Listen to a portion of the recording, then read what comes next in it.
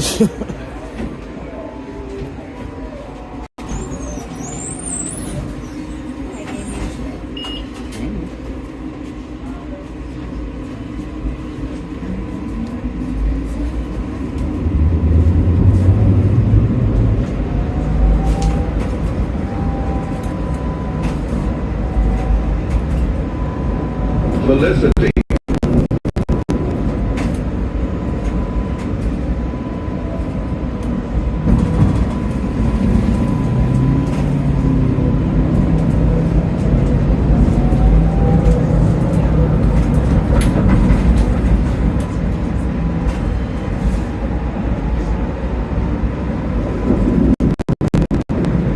U-turn. Follow at New Orleans RTA on Instagram, Facebook, and Twitter.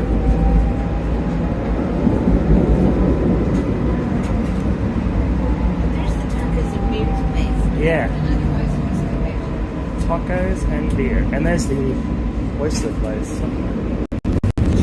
Bellarmine Street or Martin Luther King Jr. Boulevard. No, I looked it up. Yeah.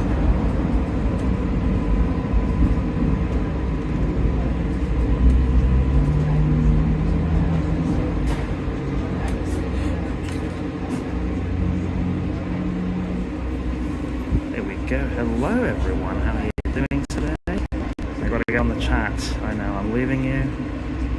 Hello Mike Henderson, 911 Lizzie, hello. Hello Ronnie Aurora, how are you doing today? Hello Rich, Feliz cumpleaños. Gracias. Gracias. See all RTA route schedules at www.norda.com/routes.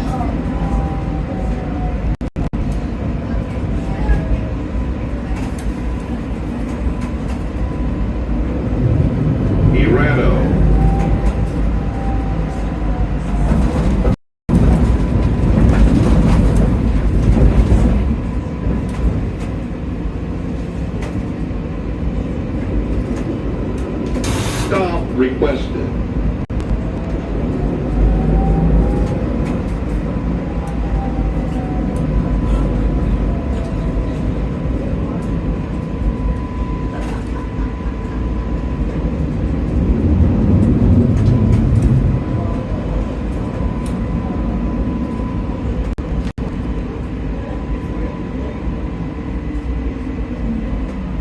Okay, Lizzie, so we're going to the Creole Queen right now.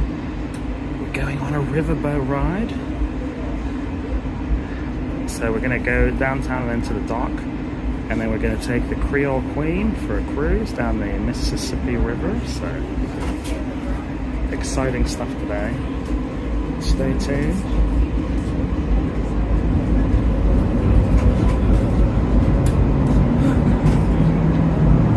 Howard Avenue. We're here to help. Call our ride World War at II Museum. 504-248-3900.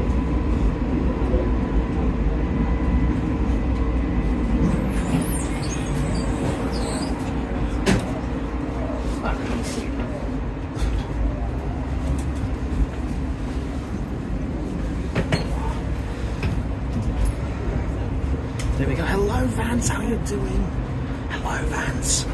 How are you doing? Executive producer Vance Grady in the house today. Hello, Lizzie. So we're going to the Creole Queen. We're going to be going for a riverboat cruise. This is a paddle boat. This is a paddle boat river cruise. So it's going to be a lot of fun. It's also going to be the history of Norland. The history of Norland. Mum is here too. Mum is right in front of me. So we'll see Mum today, and then we're going to see all the history of New Orleans. And there's an obelisk behind me. There we go, you can see it. There we go, David Perez, feliz cumpleaños. Muchísimas gracias. Muchísimas gracias. Fue un buen cumpleaños este año. Muchas fiestas, ferias en Nueva Orleans. Nah. So anyway, yeah, stay tuned. We're doing something really fun today. And I hope you enjoyed the stream yesterday. Man, that was a good meal. Nobu, 100% recommend. 100% recommend over there. But yeah, it's funny. The streetcars, it feels like you're going a long distance. It's really literally like 1.5 miles. On the left. ¿Cuántos años cumplen? Oh, yo nunca lo he dicho. Ok, un beso. Este año tengo que pensar.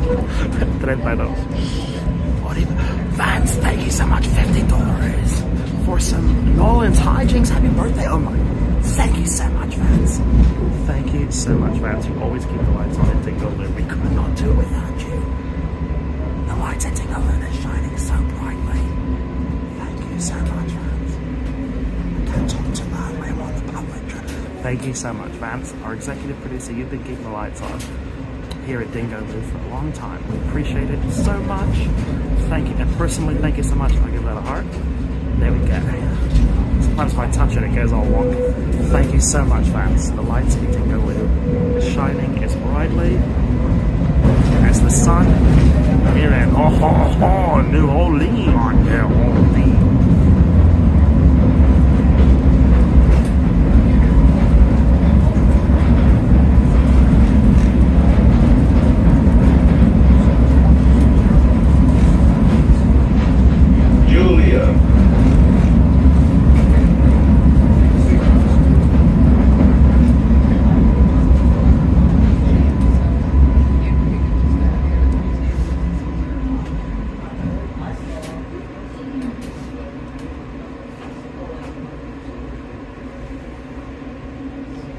And we're gonna get up to some fine hijinks today too.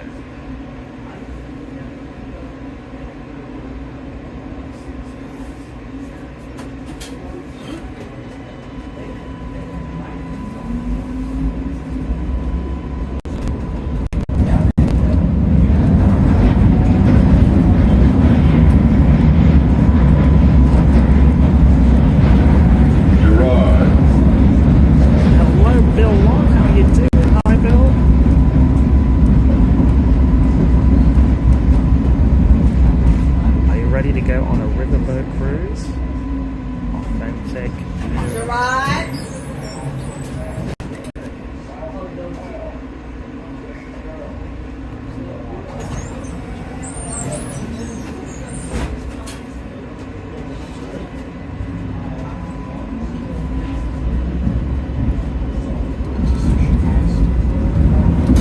Stop requesting.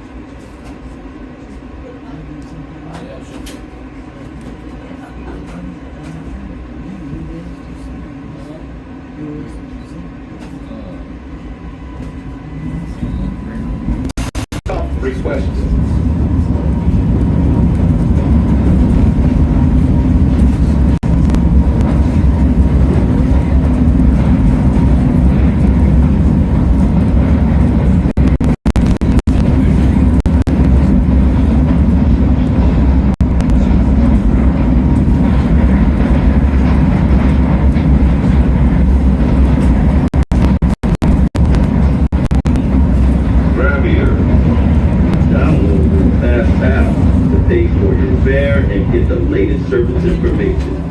www.norda.com/LaPaz.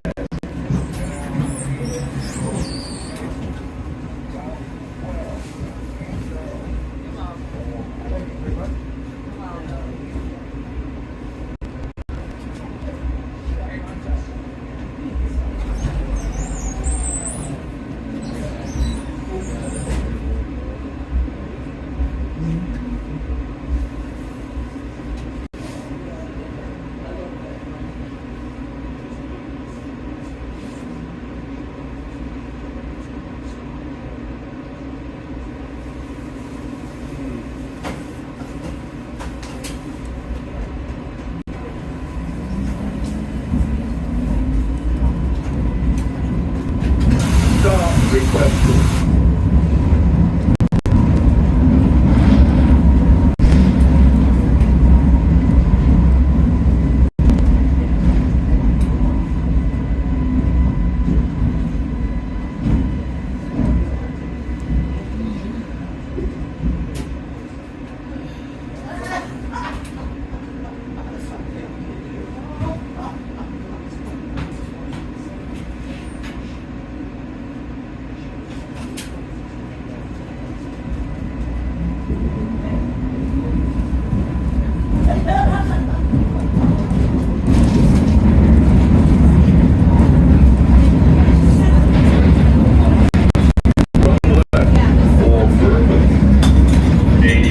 Except the whole stop.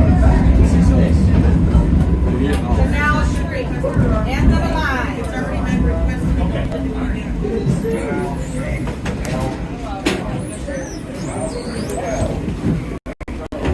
I think we get off end of the line. And then this one takes us right to the pier.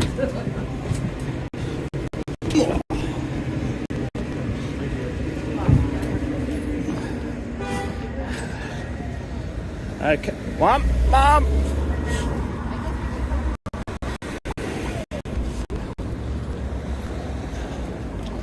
All right, we're back downtown. Hello, everyone. I was quiet on the tram. Don't want to talk too loudly on public transport. Yeah, thank you guys so much, Vance, for keeping the lights on at Dingaloo. Yeah, tell them about what we think's going on. Yeah, well, Vance in on us? Vance is in. Vance was very generous. $50. Thank you, Dad. $50. Oh, there's our cars coming. And we get so run over. Okay.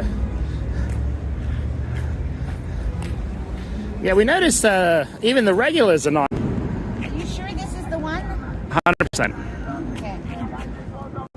Well, it takes us through the Creole. We got to change another. No. This is the one all the way, Mom. Well, they gave me two. I know. What was that all I about? don't know. You can use one What of did mine. they say? Mine actually said blank when I put it in. Oh, maybe one was for you. I don't know. I think one might have been yours. Okay. Or did you put yours? Oh, you put yours in. Yeah. Oh. Well, you can use that A one. jazzy? Okay. I that's why they always like don't even scan it. They're always like, yeah, okay. I think it's because they don't work. This is so mine is good until midday. We almost missed that one. I know. Where you were bitching about me not, walking in the middle of the street. I know. We're yakka nowhere. doing all over the place. It's yakka-do.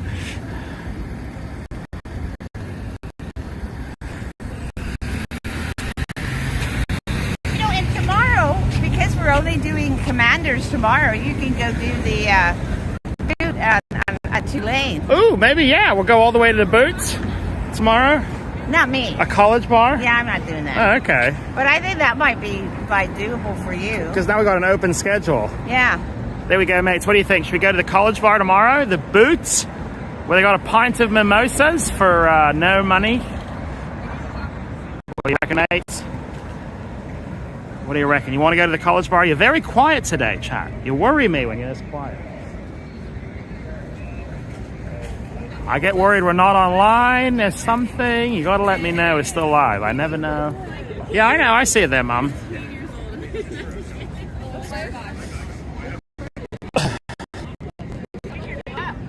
It's in my pocket. I only wear one. I can't touch the screen with the gloves on, so.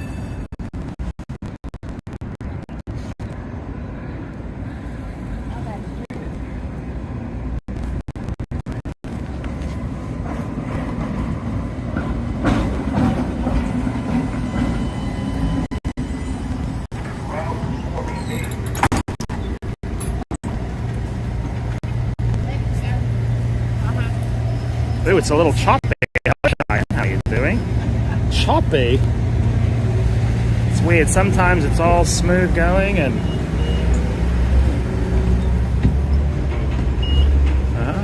Okay.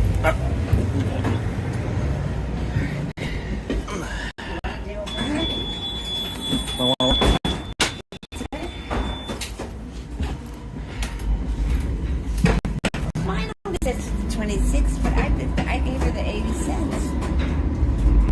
It's also printed on the side. It's over the magnetic strip. So what does that say?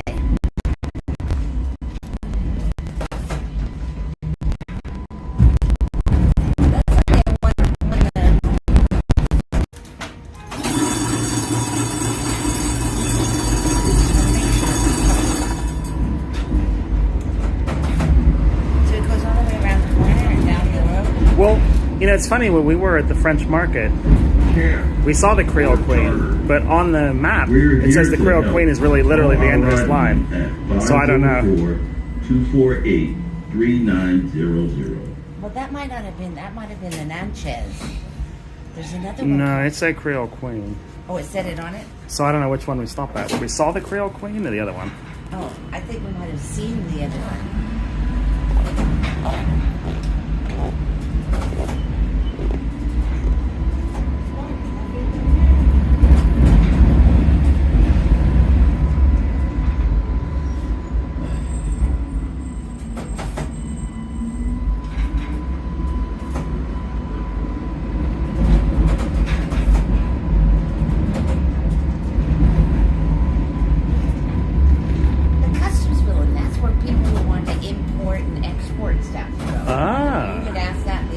Yeah, they have customs, of course. That makes sense. I just don't know why it's shut. Oh, there it's open right there.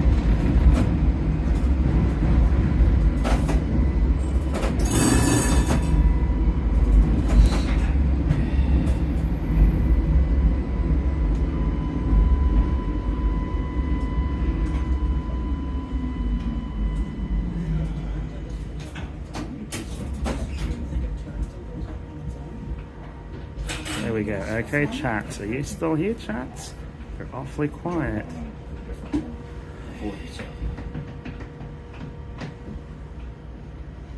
think I'm overdressed today. No, it's cold outside.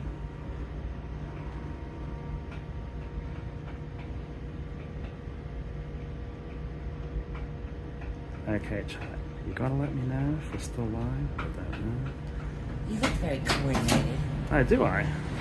With your purple top. I like that purple. Yeah. Well, I think it's blue, but... No. I think my glasses it looks purple. Yeah, it's like a royal blue. Yeah. Okay, chat. Are we still live? Ferry. Can you leave a comment here? Let me know if we're still... Let me know if we're still on. Chat, we're still on. Are we still on, chat?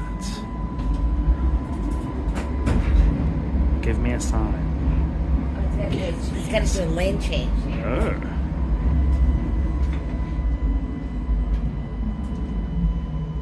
Am I right in the way?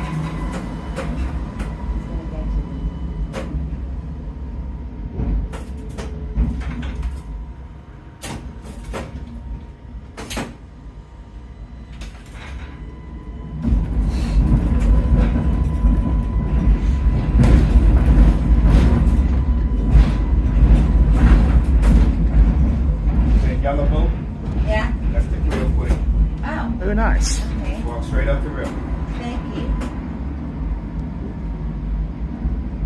I think you're right. Okay, folks, it's the final stop. If you're going towards the French market, line 49 on the river, up and down the river.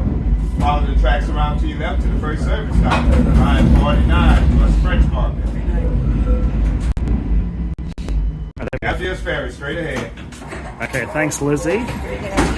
Yeah, it's the end of the line. Okay, thanks, Lizzie, for leaving a comment. I wasn't sure if we were live. Lost signal there for a minute.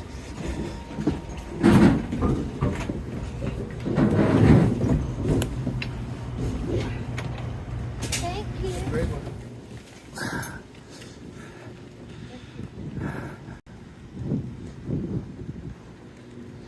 I love the way everybody just walks in the middle of the street. I know, no one really, it's kind of do whatever you want, you know. I mean, that car could have run us over right there.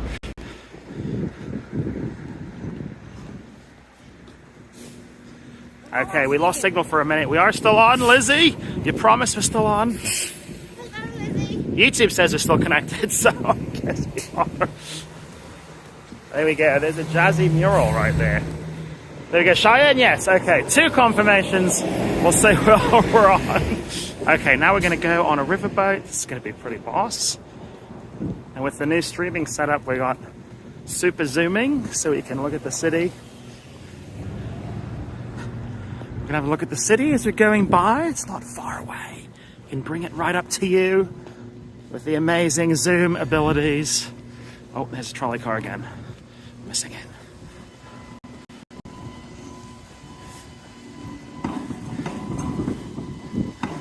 Well, we had no waits for the trams today.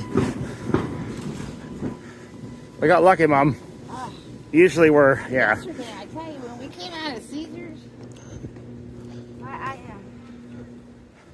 I couldn't take it. We usually have a hella waits for everything, so. Well, it's not really a hell of a wait. 10 minutes? Sometimes you wait 10 minutes for news. But double 10 mins, and then you're only going 1.5 miles anyway. Also, weren't we supposed to not be here till 2? 1:30, but I'd rather be. I didn't know how long it was going to take. Okay. Because it's 12:30, we're too early. Well, we could go get a beignet. Oh, you want to get a big, messy beignet?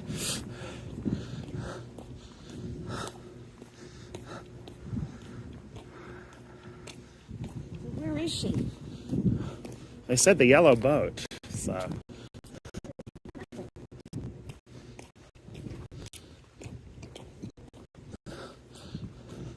I don't see it. Is that it? Oh, there it is, the yellow boat. Let's check in. Yeah?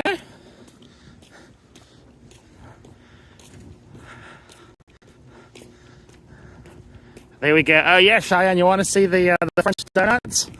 They're very, very messy. But they're very good. Also, they only take cash and they rip you off, so give them a 5 only. Or should we just go get beignets and check in at 1:30? Well, it's definitely 2, right? Yeah. Well, I mean, All right. a double confirm on your watch the time? I know it's 1:30 check in. No, double confirm it's 12:30 now. Oh.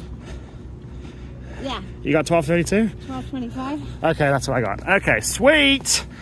All right, well, we got a little bonus today. Let's go see the French market and the beignets where they only take cash. There's a place in Kansas City that has them too. They're good. They put filling in them. Ooh, yum. Well, it's basically fried dough. Let's be honest, but it actually is pretty good. You know what it is? Any food you make fresh is good. Fresh is good, doesn't matter what it is. You just put breading on chicken, throw it in the fryer, take it out, fresh is good, you know. Old food tastes bad. You know, let's be honest. Okay, let's see how long I have to wait for this trolley. Tram. Yeah, these ones don't have filling though, Cheyenne. These are not donuts. These are French nuts. Oh, my finger's actually kind of dirty just from the tram. Look at that. Okay, well, that's not good. This is what's on your hand if you don't have gloves on. No jelly donuts. They're French nuts. French nuts, yes. We all know from the war, French doesn't have nuts. French don't have nuts. Hey-o! What time is the boat ride? The boat ride is? 2. 2 o'clock. So we got a bit of time actually. And there's actually food on that one, so we're eating and then we're eating. So we got a double meal. Well, we're just having donuts. It's okay. Yeah, so. Vignettes. And they have bread, but that's the other big dessert here I noticed is bread pudding. Everybody has bread pudding. Well, that's also more poverty food. See, it's all poverty food in New Orleans. Well, I don't Bread know. pudding, you take bread, you put some custard on it. You're like, that's the only dessert we the can whole point of afford. bread, you know, in the old days, you didn't waste food. You know, it was too difficult to grow and obtain. Also, look at my gloves. This is from. Oh. This is from the. Yesterday and today. Ah. So. Maybe we watch them tonight. Sturdy. Okay. There we go. Jay loves bread pudding. Well, bread pudding's good. You know, it's really good. I think you just never waste anything. It's like that's actually how toast came about. It was stale bread, and somebody figured, wow, well, what if you put it over a fire and make it toasty and then put a bunch of butter on it? Yeah. That's how toast, because you don't waste food in the olden days. We waste food, something's fierce in America. But it is poverty food, though. Bread pudding.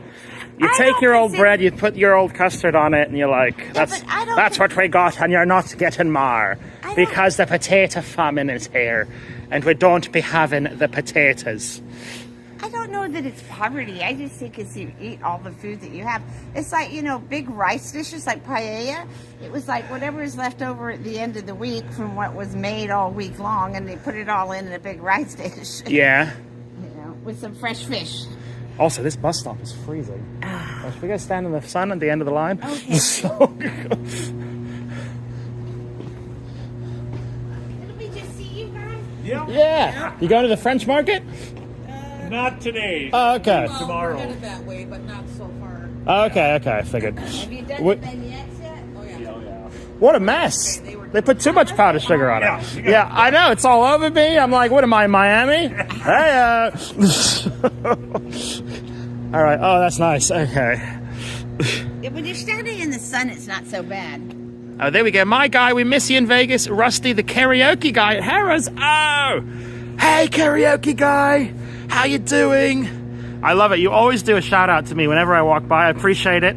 That's great. I haven't been to Vegas in a bit. Oh, but we ran into Four some people that are months? Vegas people here at there's Caesars right across the street. We can't see it right from where we are, but We could, if you walk over there, you can see at Caesars. We ran into somebody that are Vegas people there. yeah. So we were in Caesars yesterday, and believe it or not, people who watch the channel saw us in there. So we have a type who watches the casino people, but you always put on a great show at Harrah's. I think everyone appreciates it. I love that. I love that. That blonde lady, the blonde piano player, she knows how to get a crowd going. I tell you, she should get a job on the cruise lines, because they always have piano players, like, you know, and even dueling pianos on the cruise lines, but they don't know how to whip up the crowd like she does. She's really good at whipping up the crowd. Yeah, you know, if you're a public performer, it's 50% whipping up the crowd. You know, 50% playing. Of course, everybody's like wasted too, though. You gotta get them going. But they're all wasted on a cruise too. Totally, 100%. Oh, it's cold out here. Look, Is there's it a freezing car- in Vegas right there's a now? car driving on the track. Yeah, that's maintenance. Oh, is that what that is? How much zoom do we got? There we go. There we go. Hey, love you. Thank you. Awesome. Yeah, you do a great job at Harrah's. I'll stop in whenever I'm in Vegas. Oh, there we go. Congrats on Mum's win at the slots. I know. Mum won 10 bones.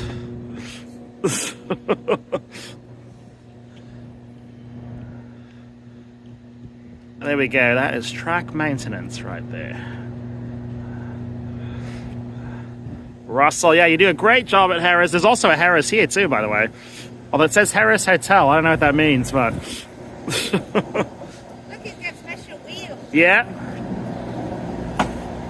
What company is it? He has training wheels. Training wheels. Oh, yeah.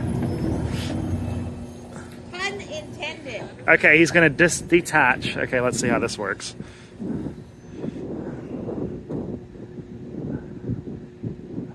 There we go. Hello, Solid Gire. How are you doing? Here, show them at Caesar's over here. I don't know. I got to stand in the sun, though. Man, it's cold. Maybe he's not going to detach. Okay. It's got a lot of buttons to push. Okay, well, what? Is he doing it? Oh no, he was waiting for pedestrians or something? He was probably calling dispatch to see, make sure there's no one on the line. Okay, well he's not detaching.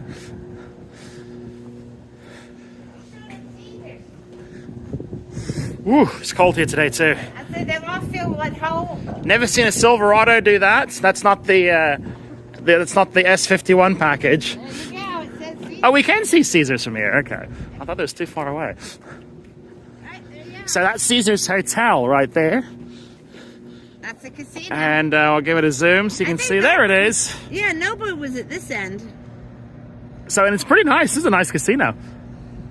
It looks pretty new. It's got to be new, right? I don't know. So yeah, this is Caesars New Orleans. Do y'all feel at home? And I know that's what everyone wants to see. You want to see casinos. You don't care about New Orleans flavor. No, you don't. You want to see that gambling, baby. Always. My goodness, it's pretty cold today too. All right, we're gonna go back in the sun. Here we go.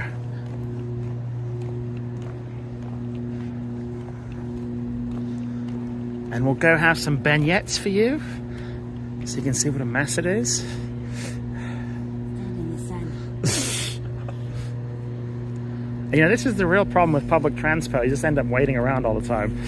Well, I mean, you don't really wait too long. I mean, 10 minutes is like acceptable. Yeah. I mean, come on. They're very good here, and you can't get cheaper than this.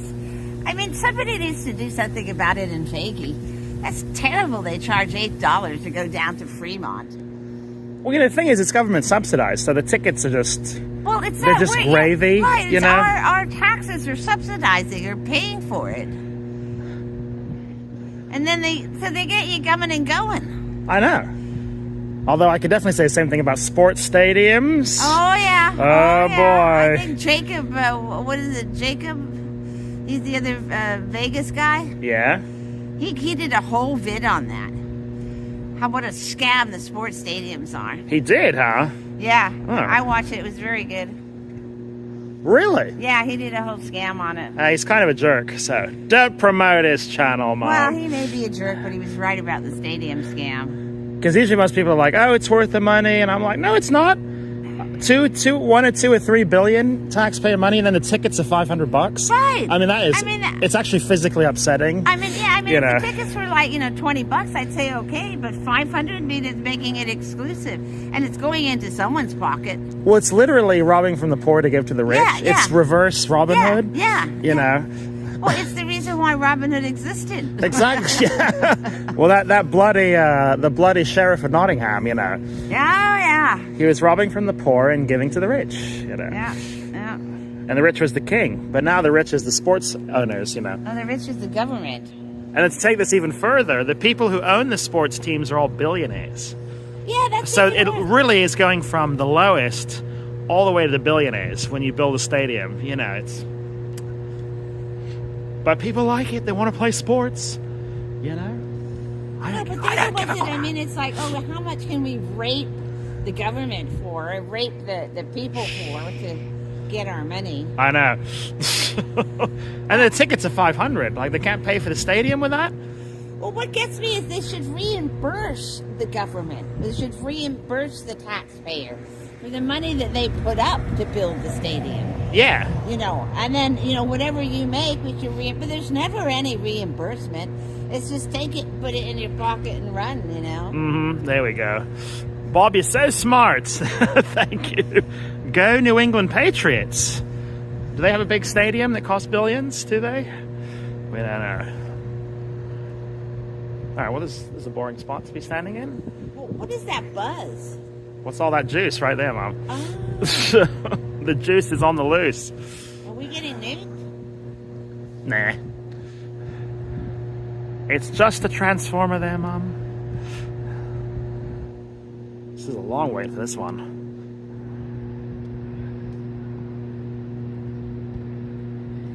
There we go. Allegiant in Vegas did all that and brought in insane amounts of money. Oh, they didn't bring in insane enough amounts of money, let me tell They you. said the same thing about the Formula One, and it didn't. It's all the businesses when got like less business. All the hotels got less hotel business, And then, you know, that was disgusting how they covered, you know, the walkways in Vegas over the strip, how they covered it all up so nobody could look. I mean, really? Oh, we could see the race cars going by. I mean, really? We can't have anyone getting a free peek. No free peeks, I mean, you know. that was like, I mean, that was so disgusting. I can't believe the city agreed to that. I know, Because it's pretty silly. The Formula One isn't the one giving them the taxes. The one that's paying for everything are the people that come and play in those casinos and stay in the hotels. Although I will say, unlike the massive billion-dollar boondoggle of a stadium where they stole all the taxpayers' money, I don't think they were subsidized. Formula One, I think they paid. If I'm not mistaken. Does anyone know? I don't Also, Solid Gary brings up a good point. The NFL is so woke, it's not even funny. Oh, which is God. I think men are abandoning that left and right. They don't want to which put is up with that. so ridiculous because sports should be anti-woke. Oh wait, here we go. We're up, Mum.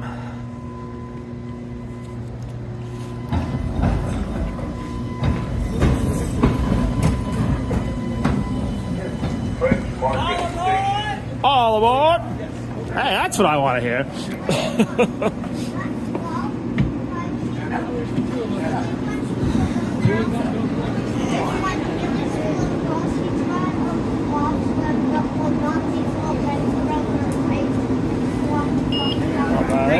Thank you much. Thank you. Or here.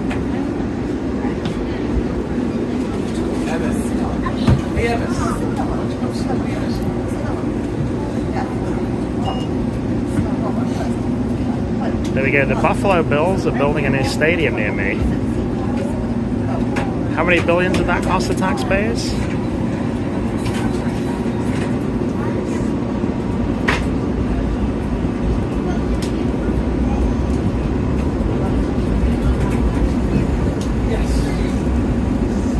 Also, the beignets was on this side. Yeah. In fact, I think it's literally right there. We probably could have walked.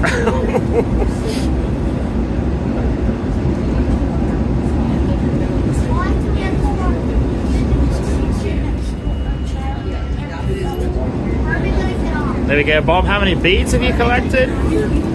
So many beads, so many tig old biddies. New Orleans, baby. Tig old biddies. Is this the Cafe de Monde stop? The next one?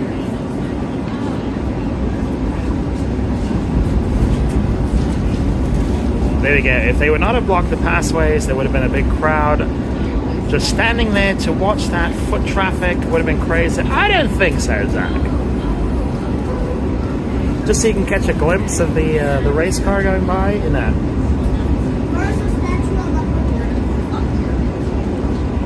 There we go. The stadium was $2 billion. The taxpayers. Yeah, it does. It's warm in here. 62% of visitors came to Las Vegas specifically for live sporting, music or entertainment. I don't believe that, Golden Boy Paul.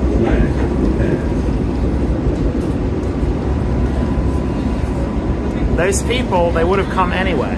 They didn't just come for sports. That's they're cooking the books on that to justify the stadium. Otherwise, tourism to Vegas would have been up 62%. It's not. It's the same. It's gone down, actually. It's gone down. So they're cooking the books. They ask people when they arrive in Vegas, what are you here for? They're like, I don't know, gambling, go to see a sports game. And they mark it down as a sports game, you know. All right. Vignettes, here we come, baby.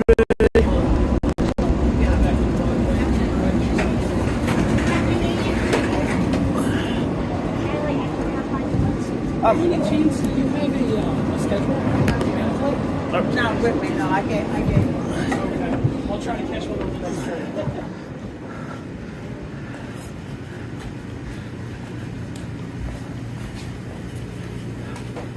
There we go. When are you coming back to Vegas?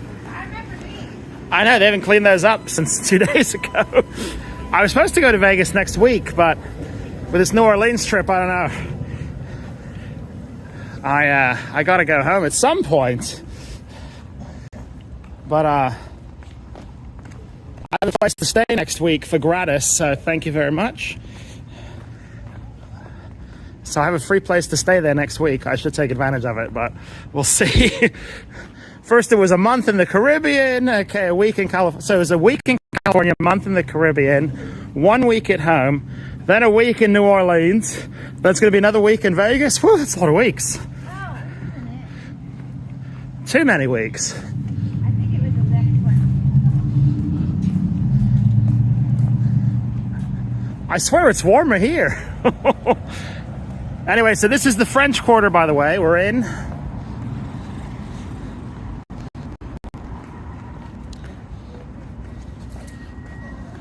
Cafe beignet. Look at that. Yeah, I like that. Everything's beignet. Not Ben Gay, beignet.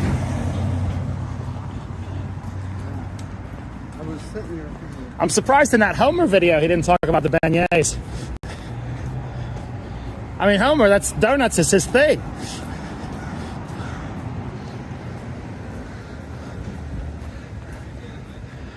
Ah, sacre bleu! Oh, oh, oh.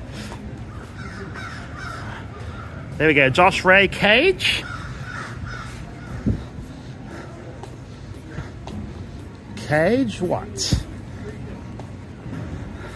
There we go. If you're wondering whether we were in the French Quarter, look at that building. There we go. We got the balconies. And we walked by here for the parade, actually. I don't know if you remember it.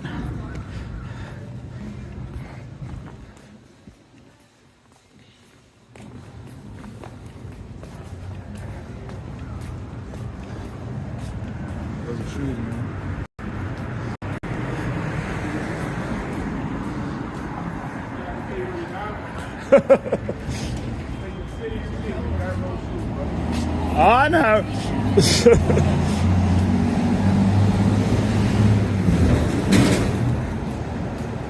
Did you get a treat yet? Well, Golden Boy Paul, I'm off to Bangkok and Vietnam in 6 days. I can't do the cold anymore. Vegas in May. Okay, Golden Boy, how does Nam compare to Thailand? How does it compare? Obviously, I like Thailand. I think it's a great place. How does Vietnam compare? Maybe we could go with the trade up there, huh? Yeah.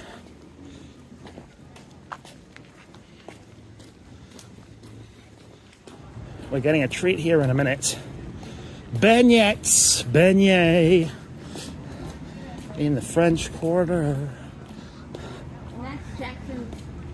Oh, there's the cathedral too. Oh, yeah, maybe we could do this cathedral today. When we come back? Yeah. Well, it's still going to be sunny. Suntime? Daytime?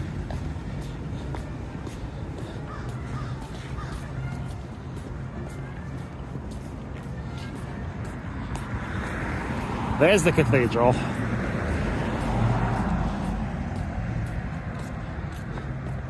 And we got to light a candle for our dear departed friends.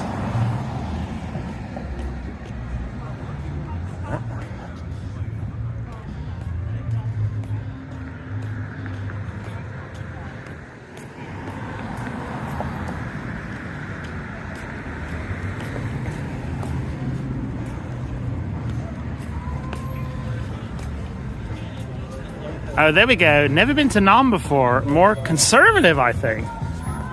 I know it's not as safe as Thailand. Thailand, very safe. Although it's supposed to be very cheap and very party, just like Thailand. And gotta talk over the music. There we go. That building's pretty cool.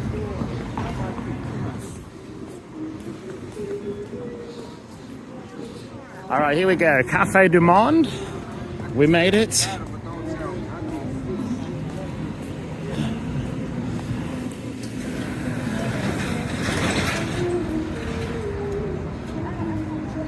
Now you can see all this in the daytime.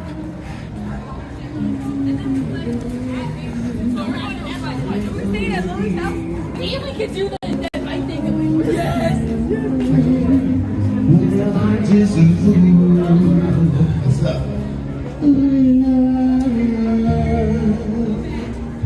Whoa, it's all empty today. Last time we were here it was absolute madhouse. Please light a candle for Roseanne and her daughter, Mary Angela. Oh, we will. Sit on this side. We will. Are they not feeling well? I got sugar on the chair. Let's wipe that sugar off.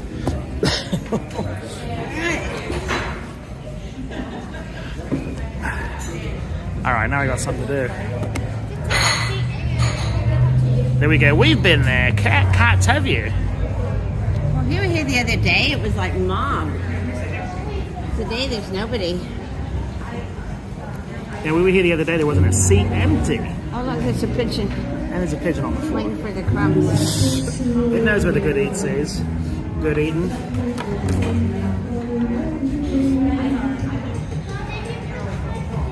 There you go, big chili. Okay. I think we won't get copyright claim for those, so we're good. Get closer. So I can see it. Yeah, we'll have 2 orders of beignets. There you go. I'm getting 2 orders. Well, yeah. I was thinking, I've been doing a hot beignet. oh, the good beignets. I don't know what you say. So this should be $10. $8. Because they're $4.25? It's $3.93. Oh, it should be $8. Yeah.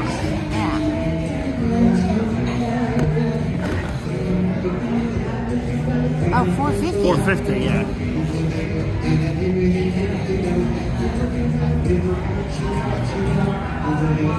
Oh, there we go. Thank you, Mary Angela lives and works in Minneapolis. Very dangerous. Ooh, very dangerous right now. I mean, we want to have a political discussion. What's the Minneapolis really like? Well, it's the freaking communists trying to take our country. You know, I mean, it's like the English are behind all of this. It's what it is. And they've been behind it and not allowing us to be Americans since our Revolutionary War. I mean, they tried to take us over in 1812. They tried to take us over at the Battle of New Orleans here, which was like, what was that, 1830 or something? They didn't want to try to refuse us from our Revolution War in 1776. Paul Martinez, the good ones? What if you request the bad ones? I want the old beignets, please. Excuse me, I want the day olds that you've dropped on the floor a couple of times. They taste extra good. I want them. This is the exact amount. Oh, okay. $4.50 plus tax. Oh. About. I thought it said $4 over there. They must have changed these. Also, what does that say behind us? It's on that plaque. Oh, I shouldn't touch it. The original French market. Oh, hold on, I shouldn't touch it. I'll screw it up. Yeah, yeah. Okay, what does it say? The original French market coffee stand serving cafe au lait, though the coffee here is really bad. I don't recommend it. And hot beignets, which are, you know, French nuts. Got your French nuts there, yeah. 24 hours a day, 24 hours a day, year round, so 24/7, 365. This familiar New Orleans landmark has been located in the French market since the early 1860s. Hey, there you go. There we go. Hey, there we go. Beignets. Sweet. All right. I think we could have done with one order. Nah, come on, Mom. What are we, on a diet or something? What are we, Jenny? What are we? What are we, Jenny Craig's over here, Mom? You can be okay, ma'am. Thank you. The $10. $10 right there. All right. All right. Thank you much. Thank you. Yummy. All right. So messy. All right. Here we go. All right, let's get you chested, Ed. They are so yummy. Dough and sugar and oil, all the goodies right there. Oh, there we go, and Dustin's in. Hey, Dustin. Everything okay, Dustin? We haven't heard from you for the last few days. we Now go. I want sugar, exactly. I love the beignets and coffee there. It has a chicory in the coffee. Chicory? I don't know, the coffee we got the other day was horrible. It's okay. I mean, you know. Also, it's $5. You know, it's funny. I'm thinking like, oh, this is a good deal. You know, $4.50. I buy a donut at the grocery for $1. But hey, you know, you're in New Orleans. Oh, look at that.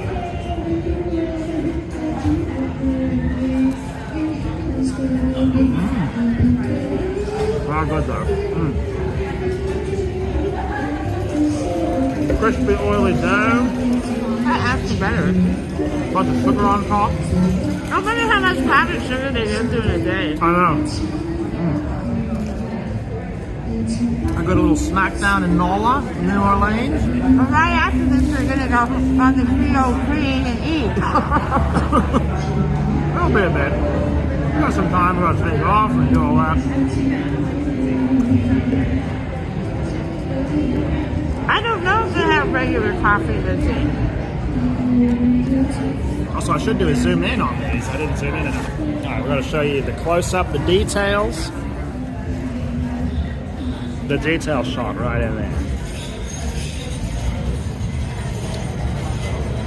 There we go. So you can see all the goodness of the beignets. And then I understand that because they put so much powder, I mean, look at that. That's got to be like an inch of powder. That's a lot of powder right there. That's an inch of powder. I haven't seen that much powder since I was clubbing at Miami, baby. Now, I understand when you eat these, you're supposed to hold your breath. Because if you exhale, you're going to, you know, spread Blow, this all over yeah. anyone. And if you inhale, you'll choke yourself. You don't want to inhale sugar. Well, you don't want to inhale all your powder. So you're supposed to hold your breath. That's the official method. That's what you do. And lean forward. I'll get a lot of powdered sugar over you. That's a mess right there. Okay. They're so yummy.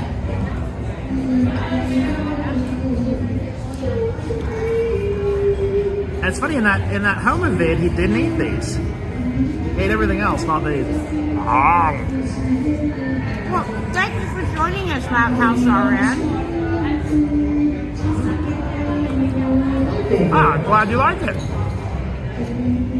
What's exciting for us too, because we've never been here, so it's good to go to a place that it's genuine exploration, you know? I think I was all long on the tooth about it. Well, it's not frugal and, you know. Now he's like changed his teeth. Not frugal, it's a little dangerous too, got all that going. Well, I don't know. I think you can find cool things to do.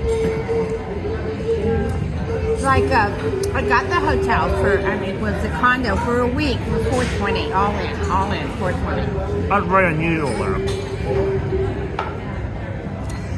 Well, I have to take it this week. They didn't have it next week for that price. Fried dough.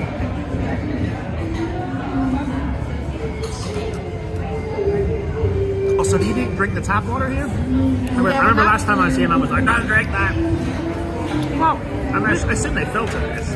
we met a mother and daughter in the hot tub, and she's at Tulane here, and the mother's visiting because it's her birthday too. Same as Dingo's. Then the daughter said, "Don't drink the water." But in a restaurant, I assume they filter it.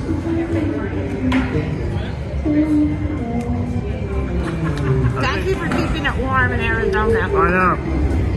I looked up Nice and warm at home. Yeah, I looked at the temp today, and Sedona is like 60 something. That's nice. Nice sunny. We should bring the That's why people move to Arizona. this out. We always bring our water. Did you ever do a vid on that? The truck? I never did. But did we mention I it? don't care where we go in the world. Did we mention it or something? We always take our water jug, our purifier, and there's many different kinds, but we bring the pure one. The pure one is the one that has the black, the charcoal. you know. And I don't care where you go, you got to have water wherever you go in the world. But you know, sometimes you'll get in after traveling in a hotel and you're like everything's shut or whatever. You got to have water. So if you have that jug with you, you always have pure water. Even in Vegas, like it's annoying. You're in your room, you don't have enough stuff to drink, and Yep. yeah. So always travel with a water jug. You gotta have something water to drink in your room, you know, all the time.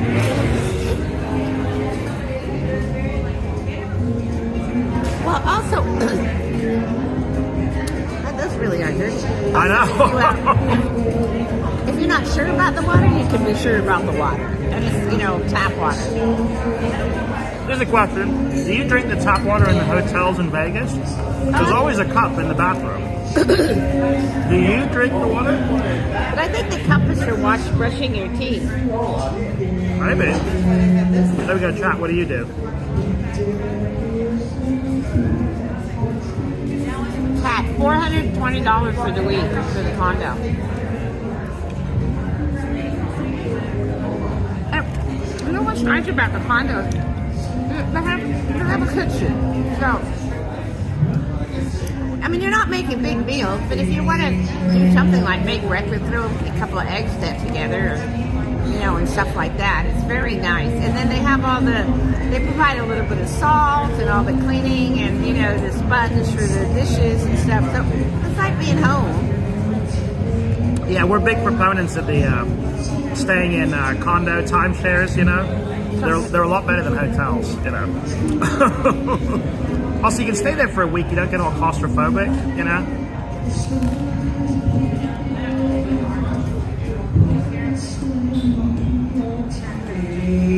We put the chat to sleep. Huh? We put the chat to sleep. Uh-oh. It's a lullaby.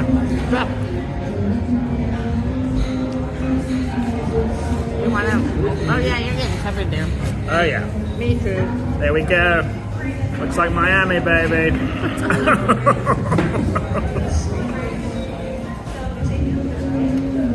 There's a family over there with their 3 kids. And they're all like really enjoying those beignets.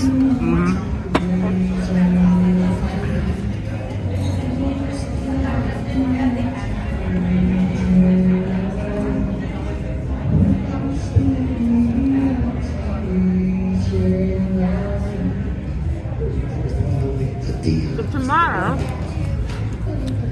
we're going to Commander's for lunch. And we're getting the 25-cent martinis. They have on Wednesday, Thursday, and Friday.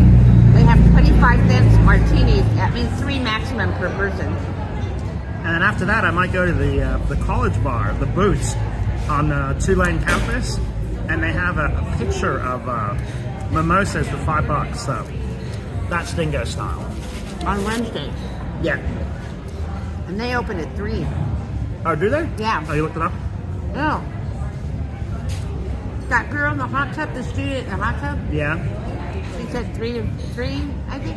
I don't know. I think it is. There you go. It's impossible to eat those without getting sugar all over, but they sure are delicious. Yeah, they're Exactly. That's the. But at least everyone in town knows what's going on. See, that look like a bum, so.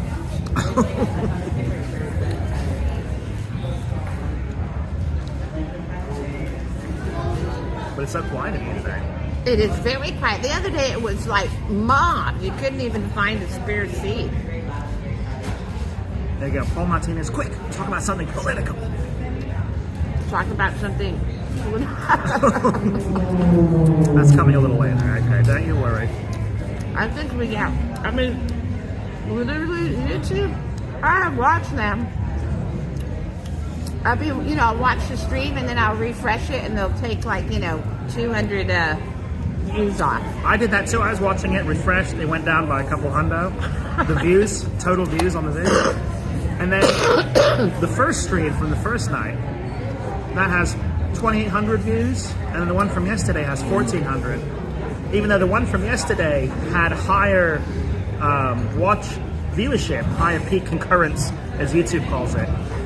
Higher viewership yesterday, yet half the views, and almost the same length, 30 minutes shorter.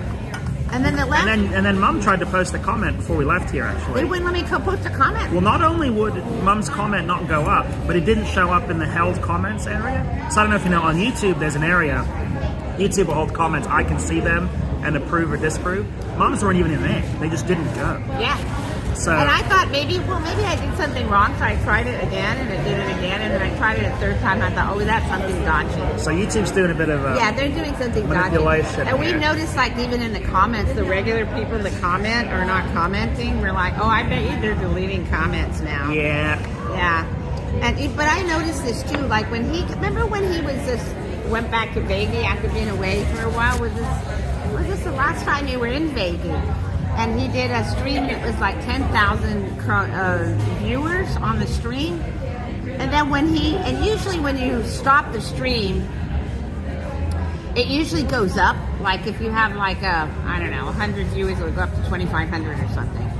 For some reason, I don't know how they calculate it. This went down. It went down from 10,000 to 2,000. So they're dicking with it. Yeah. Somebody's got their hand on the knob. They got the hand on the knob. Yeah. Also, a lot of big YouTube creators have been talking about this is the beginning of the decline of YouTube. Yeah. And I think it is. Yeah. Shorts are kind of killing it too, you know. Well, the other thing for a lot of reasons. Well, then you've also got all the what do you call it? The bot people that are putting vids together. Well, there's AI. AI is putting the vids together.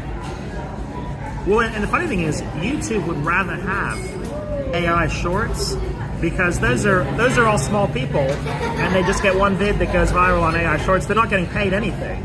Long form, like me, YouTube cuts out a little money, although they still keep 60%. But, so they would rather just have shorts all AI slop, and it's all going to be AI slop within a couple of years. So this is the beginning of the end of YouTube. So yeah, and they'll keep all the money, and you know, Bob's your uncle. Yeah, yeah. I've seen a few YouTubers talk about that. Their vids on big that. ones too, big YouTubers. Well, the way to explain it's easy. So, on any given screen, your phone, the computer, whatever, there's so much space for thumbnails. On your phone, it's like 4. Computer, it's like 12. You know, your TV, it's like 10 or something.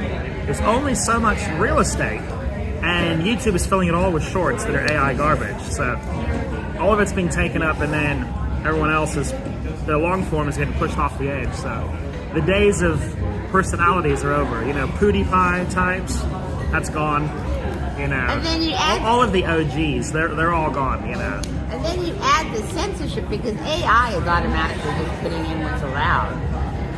And AI kind and then what you have with these AI people is all these people sitting in India and these places, and they're just like do a vid on whatever, you know. And the AI does it and puts it up, and they're not putting any work. There's no editing or anything going into it. Yeah. And of course, there's no live streaming like this, which is live TV basically. You know? Yeah. But then you add to that the censorship issue, like with us or anybody. I mean, anybody that's censored, anybody that goes against the narrative is censored. And if you don't think they still are, they are. Oh yeah. Yeah. And now look at someone like Nick Fuentes. They completely, banned his channel. So he's now on, I think, Rumble.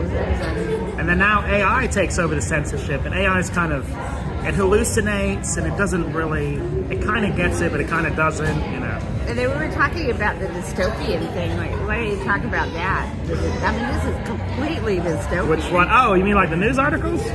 Yeah, like the guy that got shot for having an arm. He was completely armed. He had a bunch of guns and ammunition and all kinds of things, that he was using against ICE, and he got shot. So they put up a picture of him, and they tried to de-ethnicize him. So yeah, he has strong Semitic features.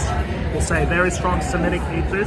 So you can see the original photo from he's a nurse, and then the one they put on the news, they made him more handsome. They changed the facial features to make him more handsome, and I'm like, this is really 1984 100% dystopia, where you're modifying people's faces to make them more relatable in the news. To make them more acceptable. Well, no, just so that you can sympathize with them more. If they're ugly, you're not going to sympathize with them. So let's handsome them up. Let's shorten that nose. Let's bring up that chin. And I'm like, this is And not... they did the same with some black guy that did something. They made him more white looking. I mean, this is 100% 1984. I'm Modifying the appearance of people used in media so they're more sympathetic to, I mean, to the population. I've never really, when I saw that, I was like, well, we've really broached the barrier here. You know? all right, shall we? I guess I gotta get Okay, back. so we're gonna go get the car back to the Creole Queen. All right, Creole Queen is gonna be fun. Oh, and I should plug in that. Yeah. Let's see. There's my. Let's get out the old power cord.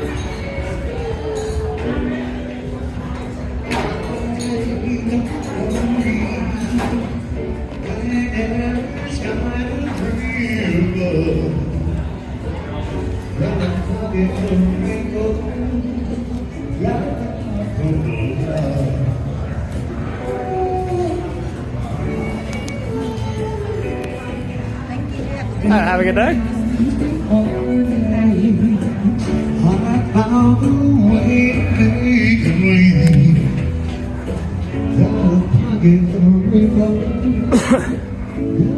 There we go. Quick stop for beignets, and then back to Creole Queen.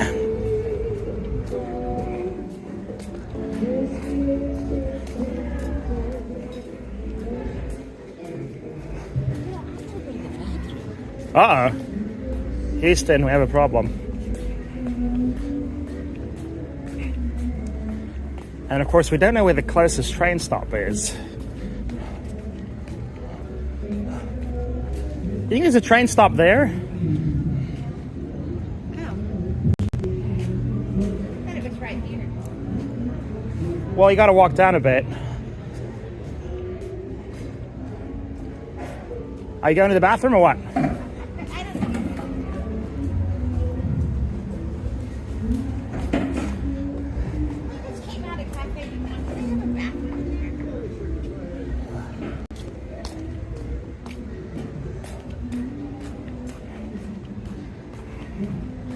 Also, chat, you've gone quiet again, chat.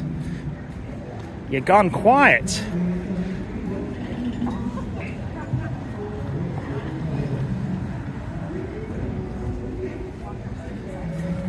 Also, there's a...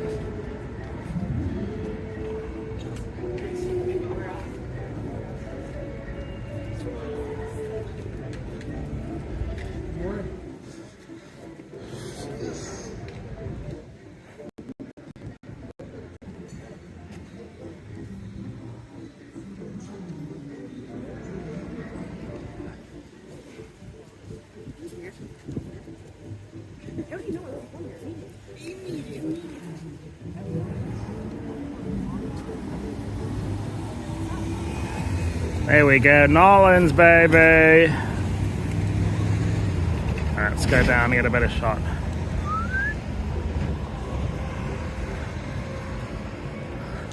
There we go, use that super zoom.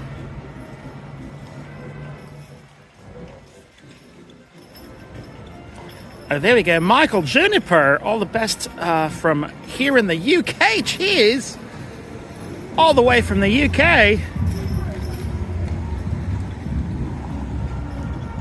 How are things in Merriole? The weather kind of cold today, I assume.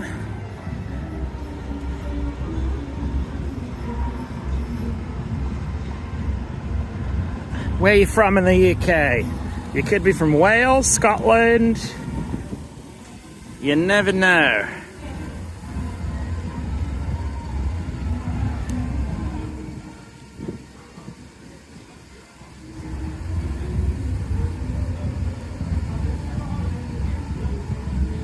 Oh, I do love the super zoom.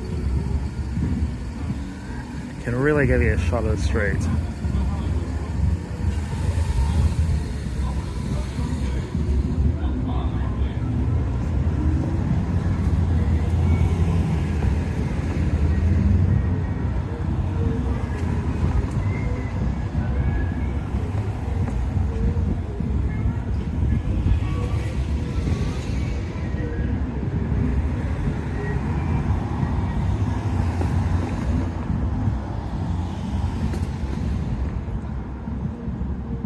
There we go. Bloody cold from here in Hertfordshire. Okay. I gotta say, I don't know my UK geography too well, but I reckon even if you're in the very south of the White Cliffs of Dover, it's still going to be bloody cold, you know. Although it's bloody cold here in New Orleans, so we're all doing it. We're all freezing. Except when I go back to Vegas, then it'll be nice and... Not Vegas. Arizona. Vegas will be freezing too. Contrary to popular belief, Vegas is actually super cold in the winter.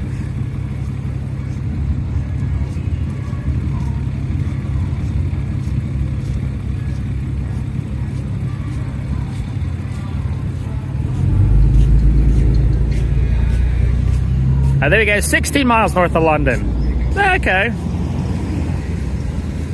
So how's London these days? How's it going in London? Well, how would you rate it? Better, worse, clean, dirty, safe, unsafe? How do you rate old Londinium town?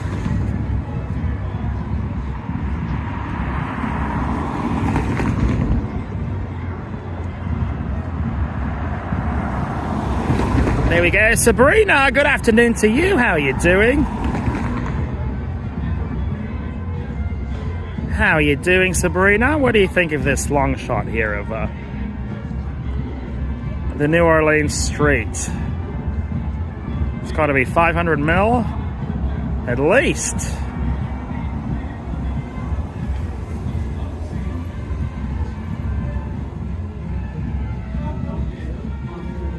There we go. Not as good as it was in the old days. Yeah. Yeah, that's kind of what I was getting at.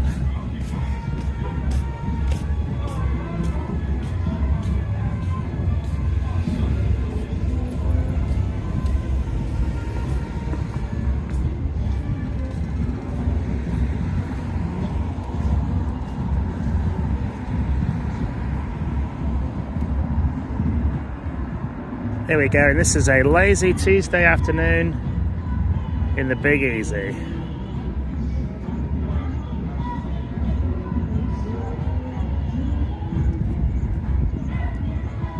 Although I do hear a band though. I wonder where it is. I don't want to go too far because Mum can see me when she comes out of the cafe. Where is Mum? She's been a while.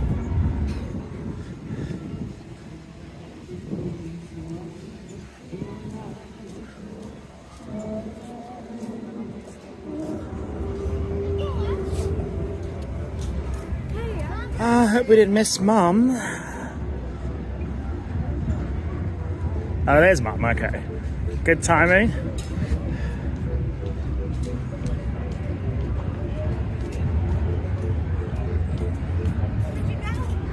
I was standing right there. I know you were, son. I came out here. Mom, I was standing right there.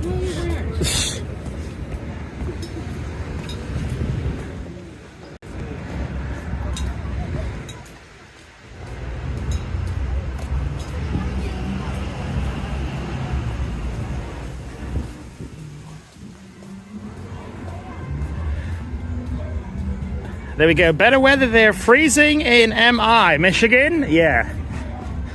Especially if you're in the UP, then it's extra freezing. Are you in the UP or another area? No one lives in the UP.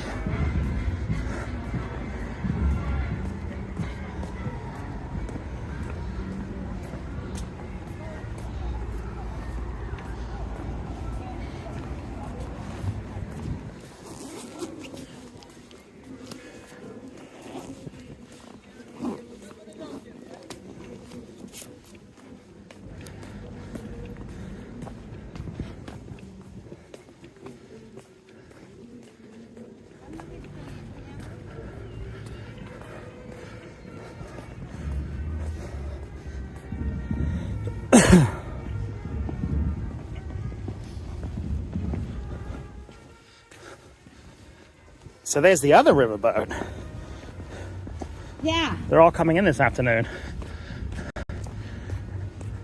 And that looks like, I would say that's heavy oil exhaust. I think that's not steam.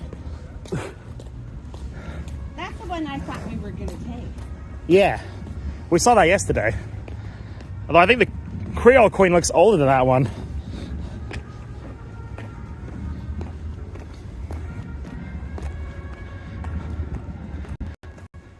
There we go, Michael Juniper, you sound like you have an English accent.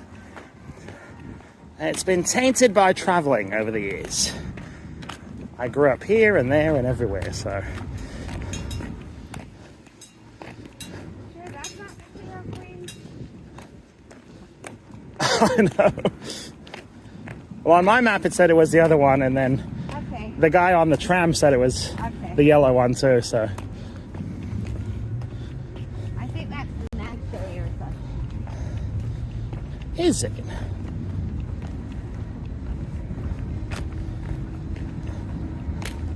This is where we got off.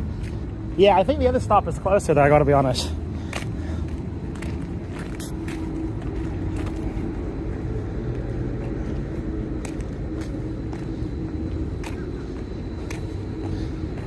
And this stop is always so dodgy to get on too. Well, I don't think you're supposed to get on it from here. Everyone does though. So it seems.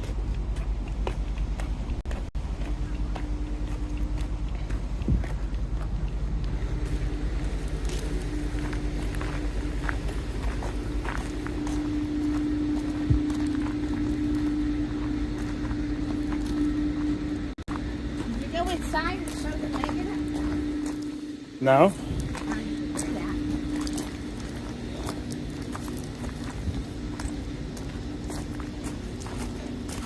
There you go, yeah, that looks like exhaust from a cruise ship. I'm gonna say that's not steam powered there, no.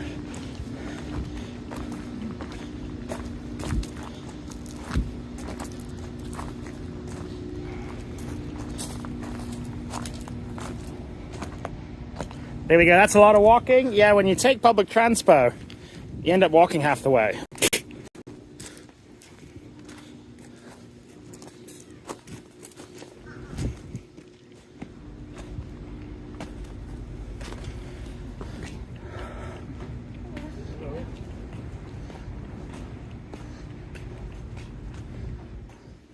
I think somebody's living. This is somebody's house. Possibly.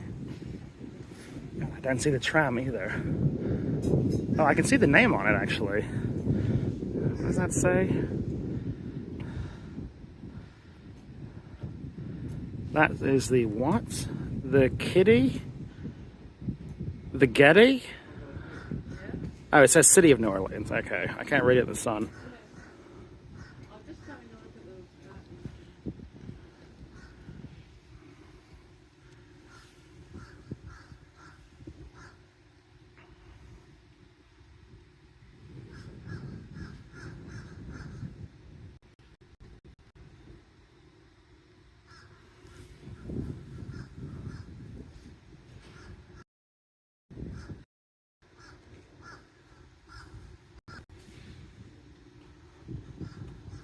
No, we're just quietly waiting. Quietly waiting. On the tracks. Blah, blah, blah. Blah, blah, blah, blah. Blah, blah, blah, blah, blah. Blah, blah, blah, blah. There we go.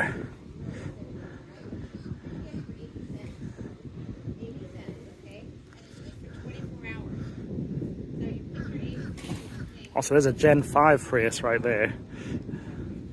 I can't decide whether I like those or not. It doesn't look like a Prius anymore. It is futuristic though. These people from the UK, I can tell by their accents. Whereabouts? South near west of London and north of Southampton, near Stonehenge. Is there any? Oh yes, Southampton. My grandfather lived in Kent. Oh, okay. We still out of Southampton. So it'll say this switch to the 27th ahead of time, and then it's switched to the 28th of new. Okay. All right. Yeah. There we go. Nice sky. For seniors. Well, wide open. I mean, the least I've found anywhere is $1. I've never seen any sense around in any way, shape, or form in change or anything. So If you give him $1, I'd just give him $1. just give him $1. I mean, he can't get cheaper than that, can Yeah. Oh no, I think I can cope. That's with what the I $3. say. Yeah, change is not in heavy use, Fine, really. so that's fine. Yeah, they won't care. Exactly. And then it's good for 24 hours. It's good for all the trams. It's good for the buses. It's good for the ferry. There's a ferry that goes over to the other side too. So Really? Yes. All for that cost? Yes, because you're a senior. Well, even if you're not a senior, it's only $3 anyway. So Yeah, it's not a big it's pretty deal. cheap. This is not Virgin Train London. No. Well, that's great. You've been really helpful. Thank you so much. All right, where's the tram? Then they ask, you want to find out what you actually know. Yeah. So if you go on RTA app,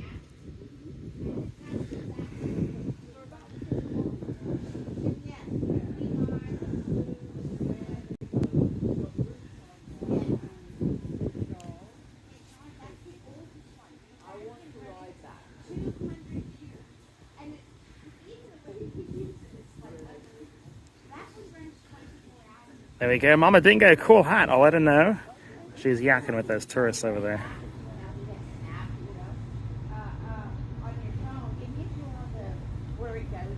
I love these long shots with the super zoom lens. It's like cinema style, you know. You're watching a movie.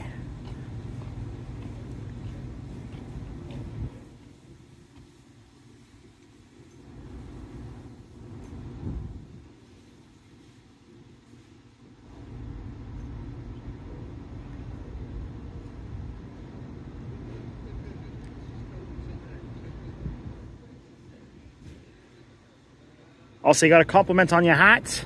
Oh. Matt says, nice hat. Thank you, Matt. It's coming. Is it? I don't see it. It's got to come. Oh, we could have walked there by now. Okay.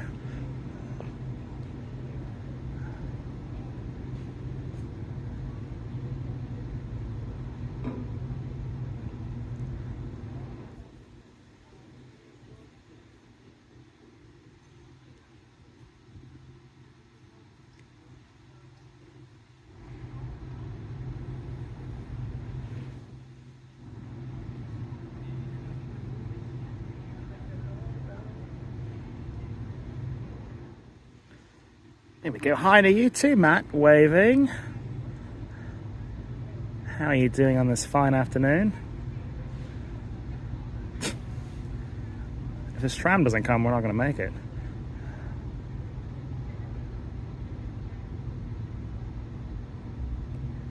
There we go. Boarding's at 1:30. Got bloody 5 minutes.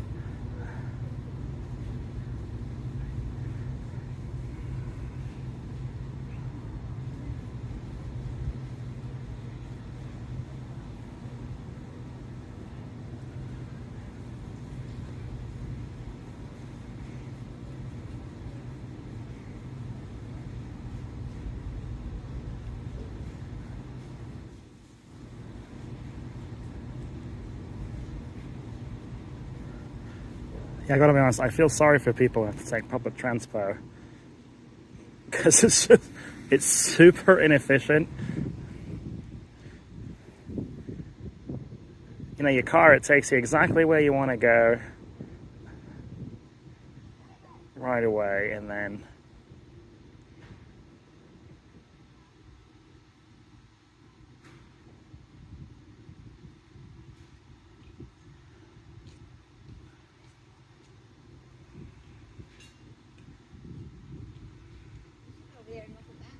I know.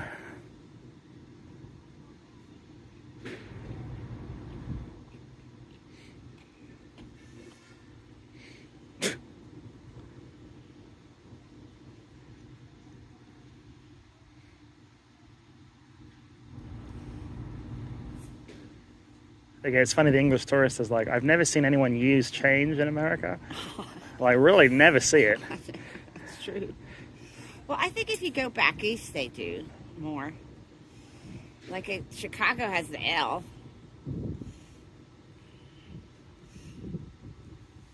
Close up on that shit? Yeah, I showed it.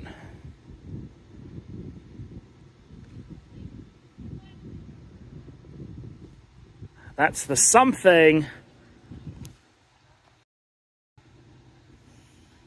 I hope that's not the Creole Queen. I don't think so. Well, no, I know the one. It's Dukes, down, yeah. Dukes of Dixieland. Yeah, when I looked on the map, this is the Creole Queen was definitely downriver. It was? Okay. Yeah. And then, as you say, it said it on your map, and then the guy said The guy also said the yellow one, so.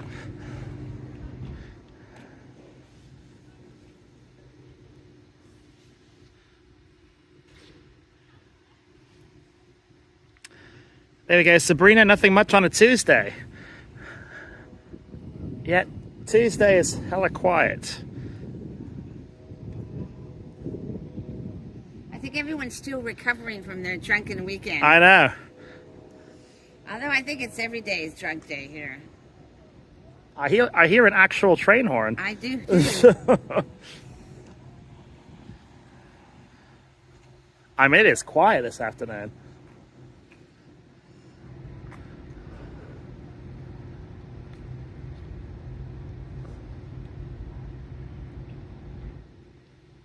And I just think it's fascinating how everybody just walks across the tracks in the middle of the street. Streets, yeah. But because the tram car, the streetcar rails are in the middle of the street. I mean, you don't really have a choice. True. But no one seems to even look for the train. They just like walk right on the rails, you know?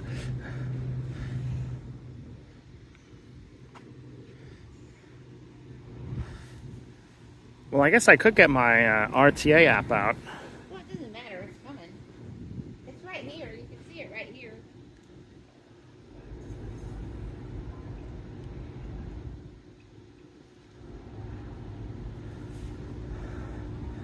Mississippi Queen. There we go. Looks like a Disney ride. Yeah. Well, I think Disney, they copy this stuff for the park, you know. They copy the authentic. And Disney had a New Orleans themed movie, didn't they? Something I've never seen. The Frog or something.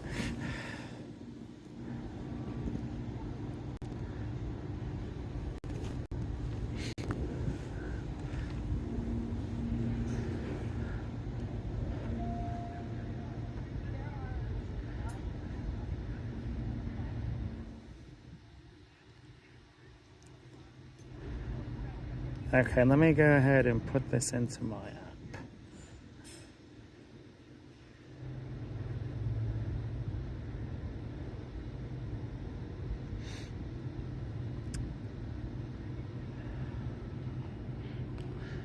app. The app says it arrives at 1:46. Oh. You want to walk?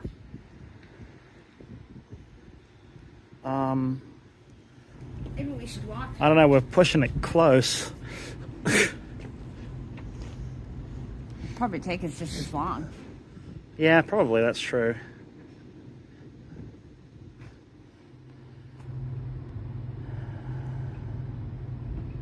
Well, you can run ahead. You've got the thing. It's under Mumdingo. It's under Mumdingo? Yeah. All right. And then I got the reservation in there. Once you get there, you can run ahead. All right, this Oh, one. let's sit in the sun here. I wonder how long an Uber would be.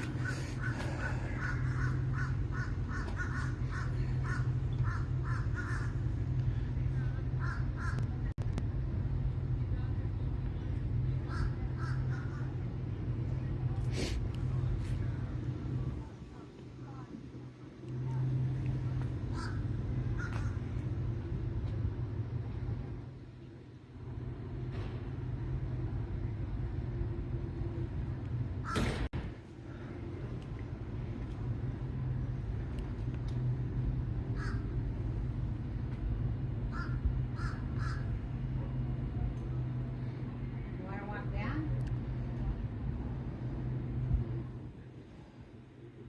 I guess an Uber could pick us up right here. Yeah, I was looking at that.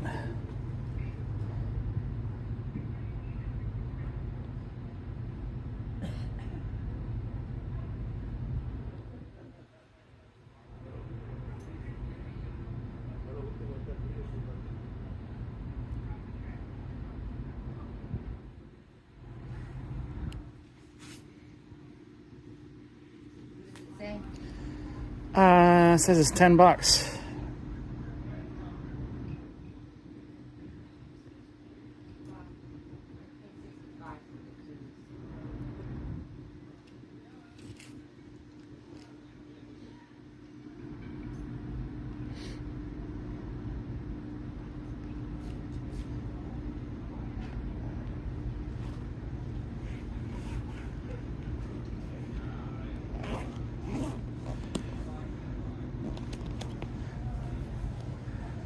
Well, maybe it'll arrive early. Public transpo. Public transpo is very inefficient. I feel sorry for people who have to use it, to be honest.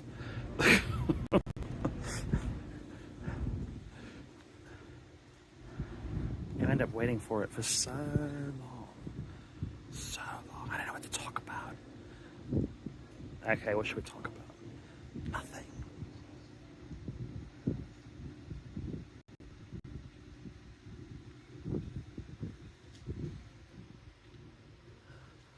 There we go, we're here on a lazy New Orleans afternoon.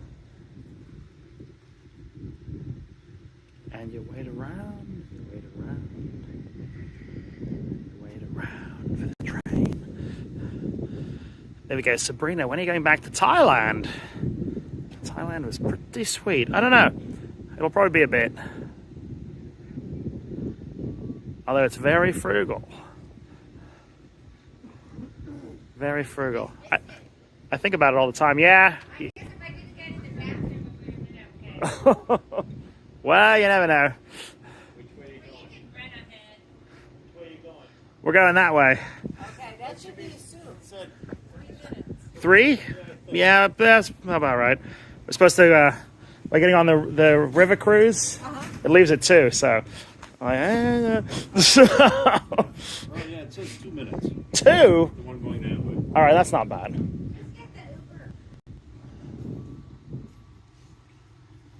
Well, the Uber will be even longer than that. They said it's coming in 2 minutes. Allegedly, yeah. Okay.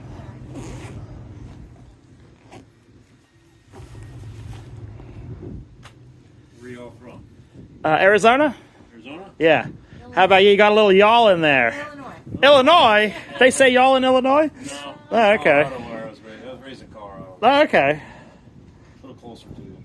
Yeah, yeah. Oh, maybe we'll do an Uber.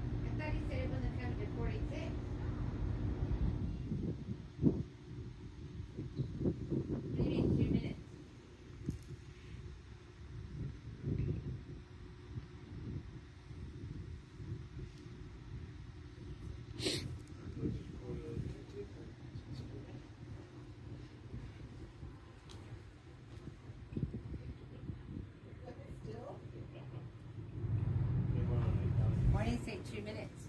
Oh, there it is. Shit. All right, we're okay. I just called the Uber.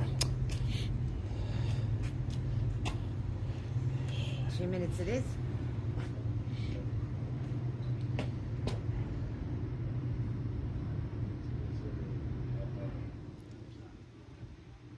All right, there we go.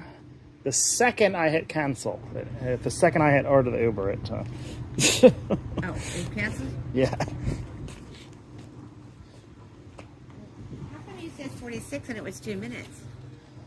Did they say 2 minutes? Yeah, we have an app for it. Oh. The app said 2 minutes. There we go. Sabrina played out money grab. I agree. Vegas is played out. I know the viewers, you don't agree with me, but every time I go there, it just feels like Groundhog's Day. It's like, man, Bellagio Fountain, this, that. I've seen it. We've done that. Voyageur Fountain, this, that, expensive shops. Oh, this is Toulouse Street. Toulouse! Well, this is where 722 Toulouse Street is where Tennessee Williams' house is on. Oh, really? Yeah. Oh, yeah, he lived downtown. I know, we'll have to look for it.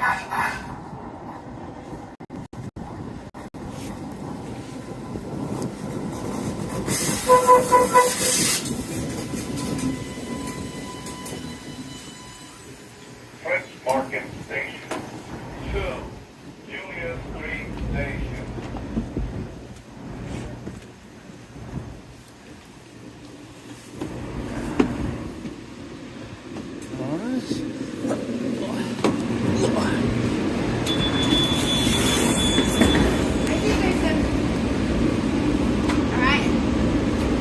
Oh, they weren't even riding.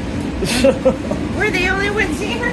Oh my goodness. Hey, we can show the streetcar. Usually never do. All right, here you can get a look at the whole streetcar named Desiree. There we go. I live closer to probably more than I can handle.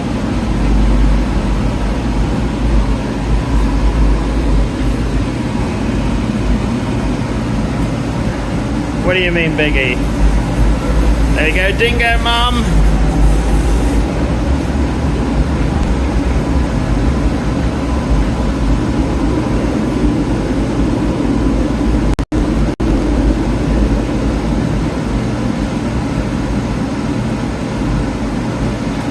I can appreciate that too, but I'll be back in Vegas though. I was planning to go back next week, but I'll probably still go next week. What the heck, you know.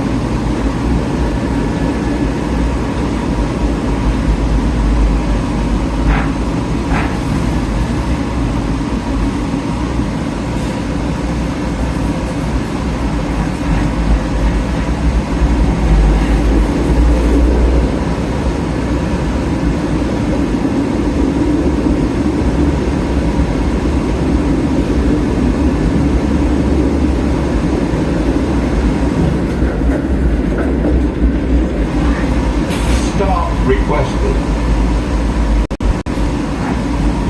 Canal Street Station. There we go, 10 more sleeps. What are you talking about, Biggie? You going next week, what, to Thailand?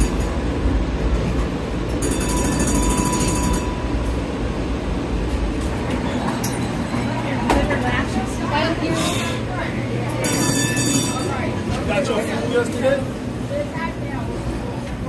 Got your food yesterday? I don't understand how your app said 40, 15 minutes. And his app said 2 minutes. I think it changes. What? I think it changes.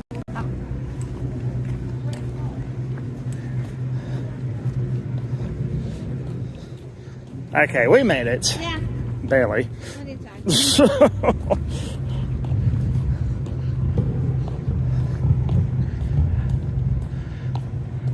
There we go, Vegas, Dingo Vegas. What? There we go. I've never been there. I'm good. Watch everyone else lose it. Are you talking about Vegas? Are you talking about the Big Easy?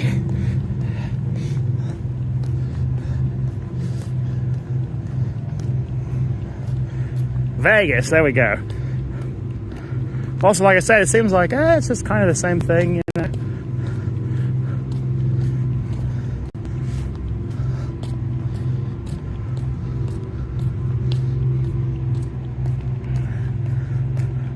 There we go. Biggie says hi, Mum. Hello. There she blows. There she blows. I remember, Biggie, we had lunch with you. We did have lunch with them. In, it was, not Aria, you know, Cosmo. Ah. There we go. I remember. But I think you were called something different back then.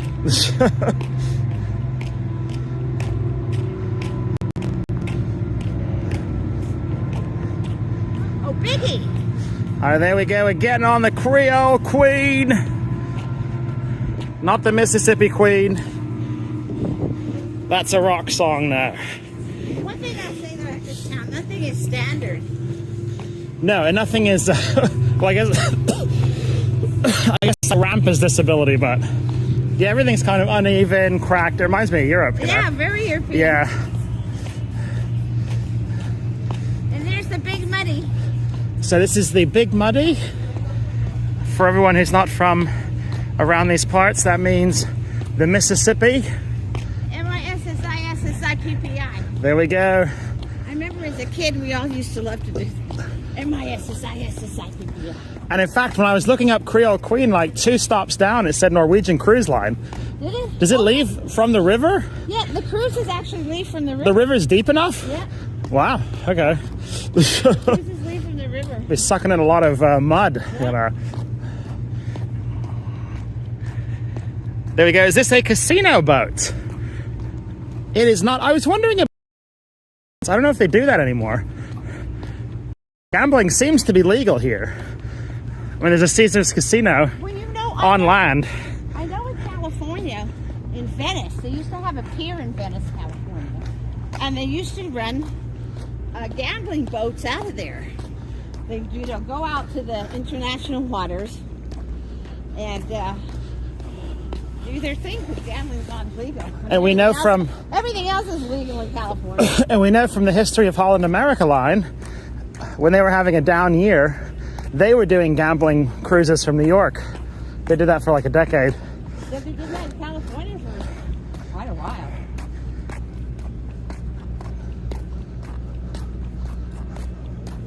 Creole Queen.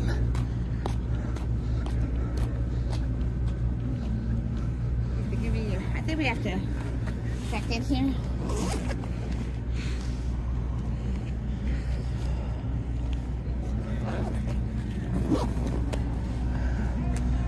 There we go, look at that. That's a kick. They used to have them in St. Louis.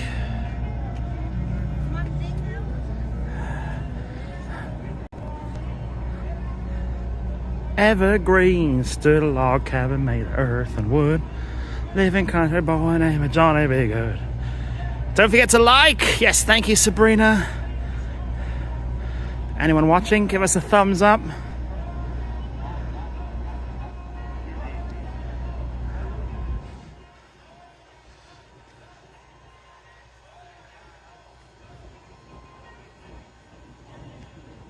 That would be cool if it was a gambling boat, though.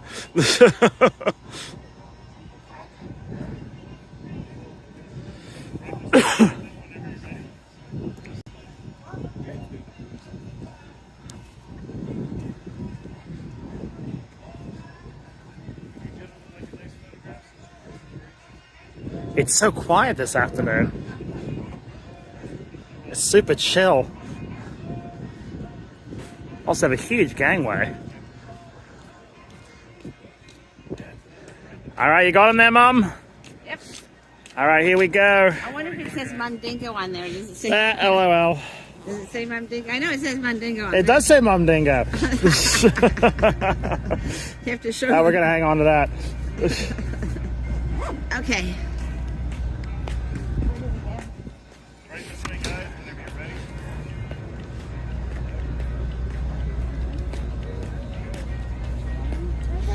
I didn't see you. I was just taking it down. It was just you're still amazing.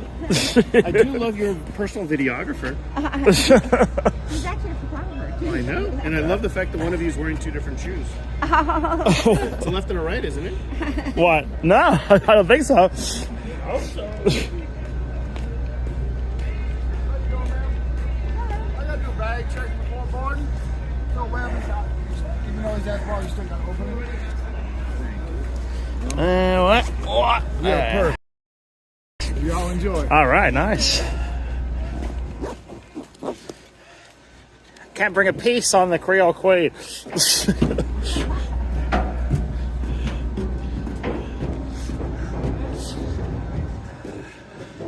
There we go. I like Mum's piano scarf. She gets a lot of comments on that. Huh?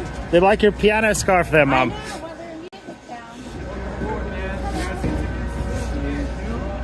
So y'all have the mirror. So the meal will be located where it says down the food and bar, right through those double doors. As soon as you go through those double doors, the food will be right in front of you. And No, these double doors. Down the food and bar. And is it available like all day? It's available until 4 p.m. After 4 p.m., you can't get nothing else to eat. Oh, okay. Thank you. There we go. Well, let's keep these. Yeah, that's definitely historic right there. Did you show everybody? I gotta zoom. Make sure there's no. I'll zoom in right She there. said Fontego, but I reserved it. Come on. Let's see if it'll refocus. There it is. Okay, we finally got it. All right, we got it. Okay, put this in the front here.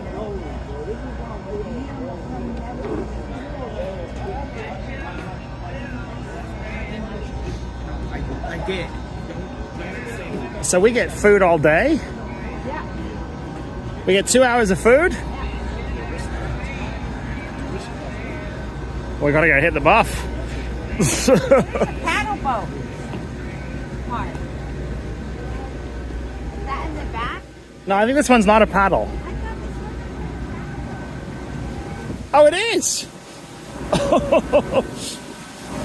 Cool!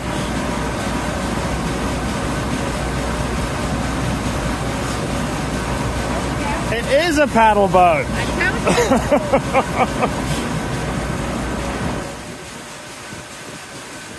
Okay, that's pretty cool. I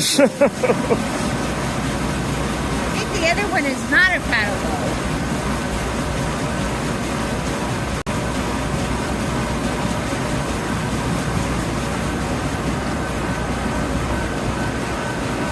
There we go, Nolan's baby. I know, Vance, isn't that cool? Let's see if I can get a shot of me with it. What? Oh, over the edge. There we go, me with the paddle. Look at that. That's authentic. Whoa. Authentic paddle.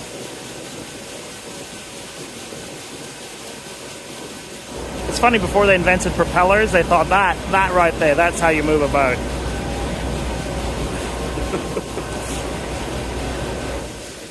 See what these are? I don't know, chimes? Whoops. Is that the organ? I can hear organ music. I assume they make a tune. It might be what? I assume they make a tune, obviously. You can't hear it? Probably on a loudspeaker. I don't hear it. I hear it coming from here. I think it's this. Yeah. I think it's that though. Should we?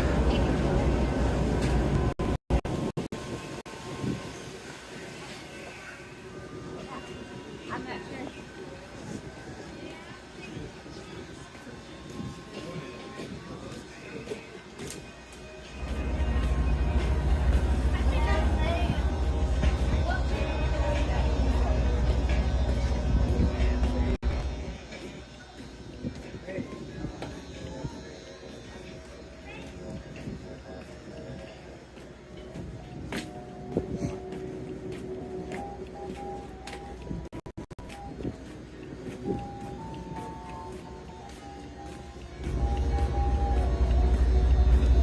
The Big Muddy.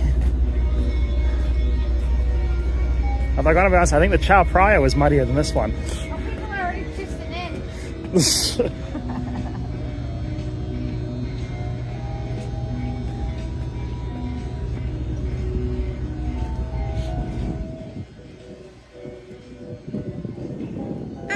It's them. Yeah. Oh, they're a paddle boat too. Theirs isn't spinning though. It will.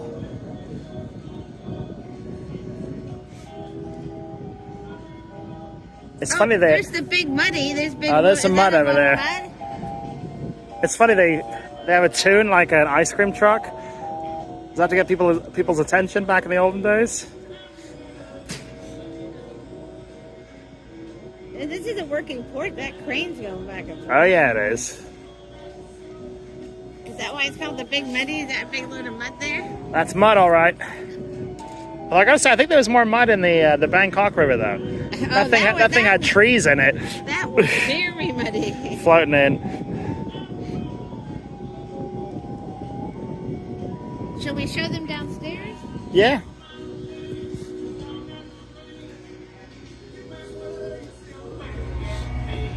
We'll go up downstairs there.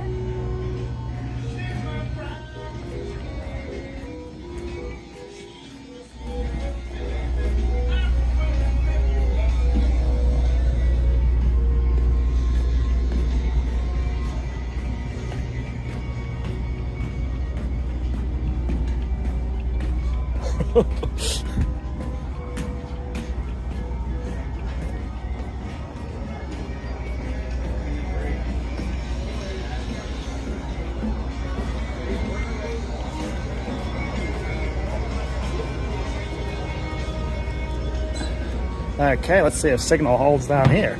I smell food. I do smell food. Okay, signal. Are you gonna hold? There's our sweet. They are? Back in the olden days, if you broke your leg, that was your fault, so.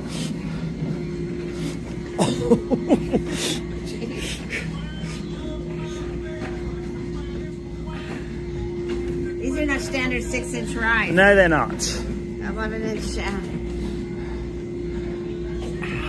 And we do get a signal inside, okay. And it is a buff.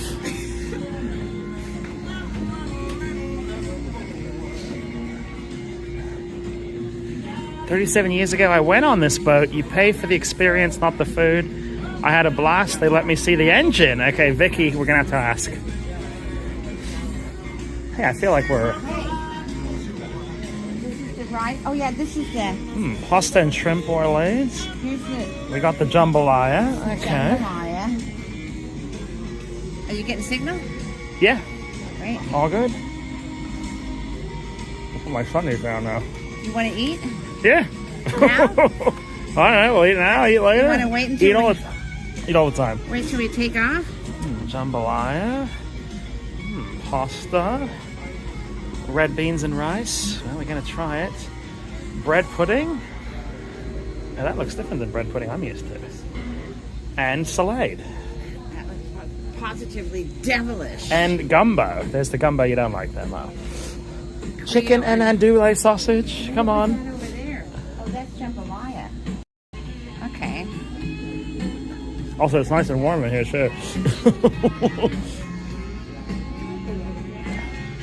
Are you having a bite? Do you want to eat now or do you want to wait until we take off? Well, we only got 2 hours to get as much food in our bellies as we So can. where does the child... Is he upstairs or downstairs? I think he's gonna be upstairs. When he gonna start talking once we leave, he gonna start talking. Oh, he'll let us know where to go. He's trying to usher us all together like sheep. All right. You want to grab something now? Yeah. There we go. Looks better now. I just want to see what's in the back here. Called the King's Room? It's closed off. You can look through the window. Oh. You can't go in. Oh, okay. Can't go in the King's Room. So we can see the paddle wheel better. Okay. Can't go out there? Is that what No. Okay. You wanna sit here?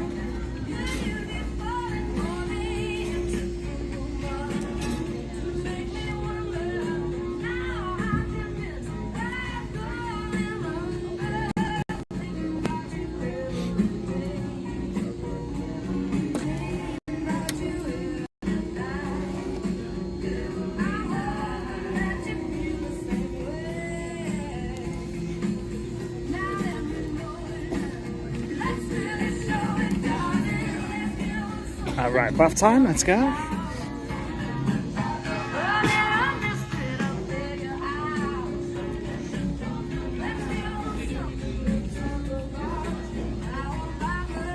where do we get the plates? Where are the plates? Behind you. Oh, okay. They had the plates, Mom.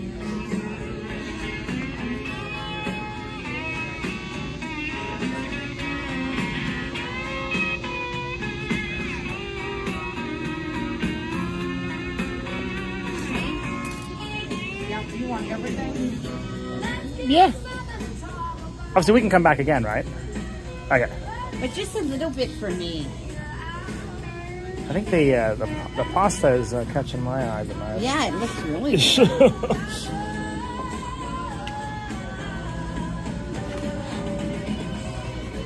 Can I see y'all tickets, please? Yes.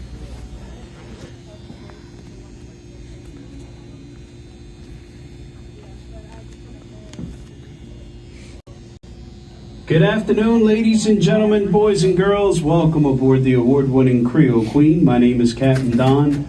Before we get underway this afternoon with our Chalmette Battlefield excursion, we do have to make a few general safety announcements. First of all, please watch your step while moving about the vessel. Use the handrails while going up or down the stairs. Notice that at most doorways and thresholds do come up about 6 inches at the doorway, so please try to remain aware of this throughout our cruise this afternoon. Around the vessel, we have white chairs and white benches around glass top tables. I'll take this one. Give her a little less. Back on the legs of the benches or the chairs. Sit on the backs of the benches or the chairs, or sit on those glass top tables. Sitting on the railing is absolutely, positively, strictly forbidden. Do not sit on the railings for any reason whatsoever. This afternoon, we're going to be traveling on one of the mightiest rivers in the world. The currents are very swift. Water is very deep, so please no sitting on the railings. Oh, sweet. Parents and guardians with small children are asked to keep visual as well as personal. You'll give me a salad? Times, please you do not grab me allow one. the children to roam about the vessel unsupervised. The Creole Queen is a fully U.S. Coast Guard approved vessel. We have personal flotation devices and many marked compartments about the vessel. Please take note of them. On our bottom deck, we have our Creole room, which is closed for this afternoon's cruise.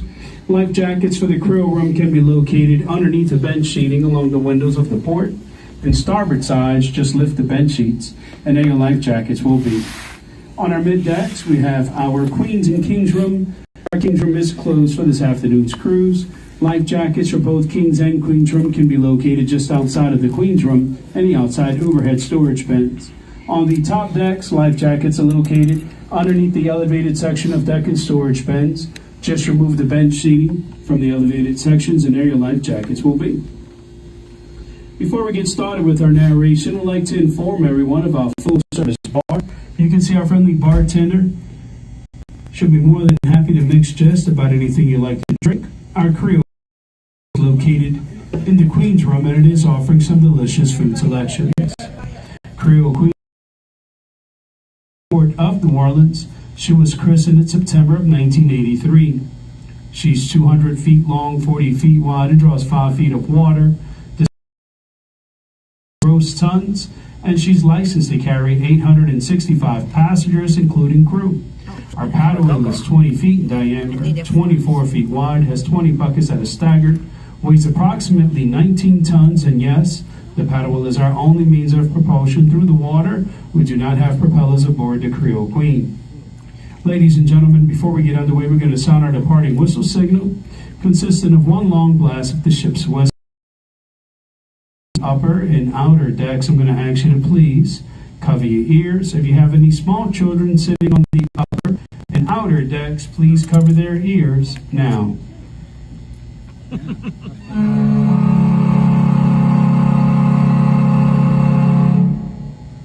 Ladies and gentlemen, we're going to turn the microphone over to our historian and narrator on board, Dr. Lauren Tarantino. Thank you. Quentin Tarantino's narrating today. Good afternoon, ladies and gentlemen, and welcome to the Creole Queen. My name is Dr. Lauren Tarantino, and I'm going to be your tour guide as we sail down the mighty Mississippi River all the way to the Chalmette Battlefield. Ladies and gentlemen, the temperature outside right now is 43 degrees, and actually that's pretty chilly for New Orleans, even in January. If you're feeling a little chilly, you might want to find your way to our bar, grab yourself a bottle of water or a cocktail, and sit back and relax inside as we make the rest of the journey down to the battlefield. The Mississippi River curves 3 times underneath the city of New Orleans. That means that in many locations, the water is actually flowing in 2 directions at the same time. What this means for you is that if you drop anything into the water, you will not be getting it back. Ladies and gentlemen, teenagers and small children, please keep this in mind. If you have spent a ton of money on your vacation to New Orleans and your kid hasn't seen anything good because they can't take their eyes off their phones, now is your chance. The Mississippi River. It starts all the way up in Lake Itasca in Minnesota, and it's 110 miles downriver at the Gulf of Mexico. Right here in New Orleans, the river is its widest and deepest at 1/2 mile wide and 205 feet deep.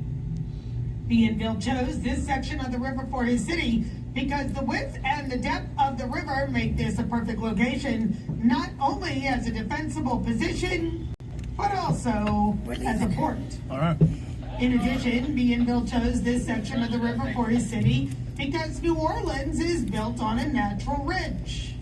What this means is that even when Hurricane Katrina came through here, punched a hole in the levee 8 short miles north of us, and filled Lakeview up with 15 feet of lake water, this area along the riverfront, including the French Quarter, only had about 2 inches, as it sits on a 16-foot ridge. Unfortunately, because of Bienville's choice for his city on the river, most people in New Orleans have absolutely no idea where they are and cannot give you directions. It's unbelievable. Please don't ask. It's really quite embarrassing. You see, the river follows the city, and the river is on 3 sides of the city. It is to the west, the south, and the east of New Orleans. Right here in the French Quarter, the river is actually flowing from south by the bridge to north by the French Quarter. What this means is that that lovely piece of land that you see to the right of the boat that we call the West Bank, because it connects to all the land going up the west side of the river, is actually right here on the east side of the river. And the land that you see to the left of the boat that we call the East Bank is on the west side of the river. This means that the sun rises in the east over the West Bank and sets in the west over the East Bank. And if you're confused, so are we. That's why we drink. Uptown is actually south of downtown, and the Crescent City connection that you see to the rear of the boat is upriver and south of the city at the same time. Speaking of the Crescent City connection, those 2 bridges are 2 of only a few that are here in southeast Louisiana and across the Mississippi. Those 2 spans were actually built in 1987 and 1957. If you're doing the math, you will have figured out that those 2 bridges didn't even get here for about 200 years after the city was formed. So what did we do? Well, if you look to the left of the boat right now, you'll see what we did. What you're looking at is the oldest ferry landing in the United States, coming in at about 200 years old. We used to have these lovely paddle wheels that could take you back and forth across the river, but now we've got these sleek-looking catamarans that can get you back and forth to the West Bank in about 8 minutes. So anybody interested in visiting the West Bank can do so for about $2. Just upriver from the Crescent City connection, we have the UEP Lawn, named after our illustrious governor, UEP Lawn. It is the first of its kind as a train trestle bridge. Prior to the UEP Lawn being built in 1932, trains were forced to come down here to the Port of New Orleans and the Port of Baton Rouge, where they were unloaded off of their tracks, put onto a barge, and shipped across to the other side. This made train travel very difficult. But with the dawning of the UEP in 1932, train travel would get a lot easier. Ladies and gentlemen, looking to the left of the boat right now, you're going to see the city of New Orleans. And no, I'm not actually talking about the city. I am talking about that boat over there in the water. The city of New Orleans and its sister ship, the Natchez, are 2 of the other paddle wheels located here on the river. And they are docked right next to Jack's Brewery, so named, of course, for Andrew Jackson, number 7. We really like Andrew Jackson here in New Orleans, and hopefully by the end of this trip, you'll see why. On the other side of the brewery, you can see a steeple for the St. Louis Cathedral. Now, that cathedral is the oldest cathedral and the oldest minor basilica in the United States. Basilica. A cathedral becomes a basilica when a pope has said mass there, and that would be John Paul II in 1987. On either side of the cathedral, you can see to the right is the presbytere, to the left, the cabildo. The presbytere is the original priest house, the cabildo, the original Spanish seat of government. Neither of these are actually the original buildings, ladies and gentlemen. Both of those burned in the fire of 1788. However, the Presbyterian was built in 1791 and the Cabildo in 1795, so still pretty old. Ladies and gentlemen, when we line ourselves up with those steps coming down into the water, you're going to want to get that shot. That is the most iconic photograph you can get of New Orleans. It is the St. Louis Cathedral lined up with the statue of Andrew Jackson. It's okay if you miss it though, ladies and gentlemen. There's about 1 million of them online. That statue that you see in the front weighs 20,000 pounds. It was erected in 1857, 10 years after Jackson had died, 5 years before the Civil War would begin. It is made entirely out of melted down British cannons. When the British left here in 1850, they were running and they left all their cannons. We gathered them up, melted them down, we made 4 statues out of them. There is one here, one in D.C., one in Jacksonville, Florida, and one in Nashville, Tennessee.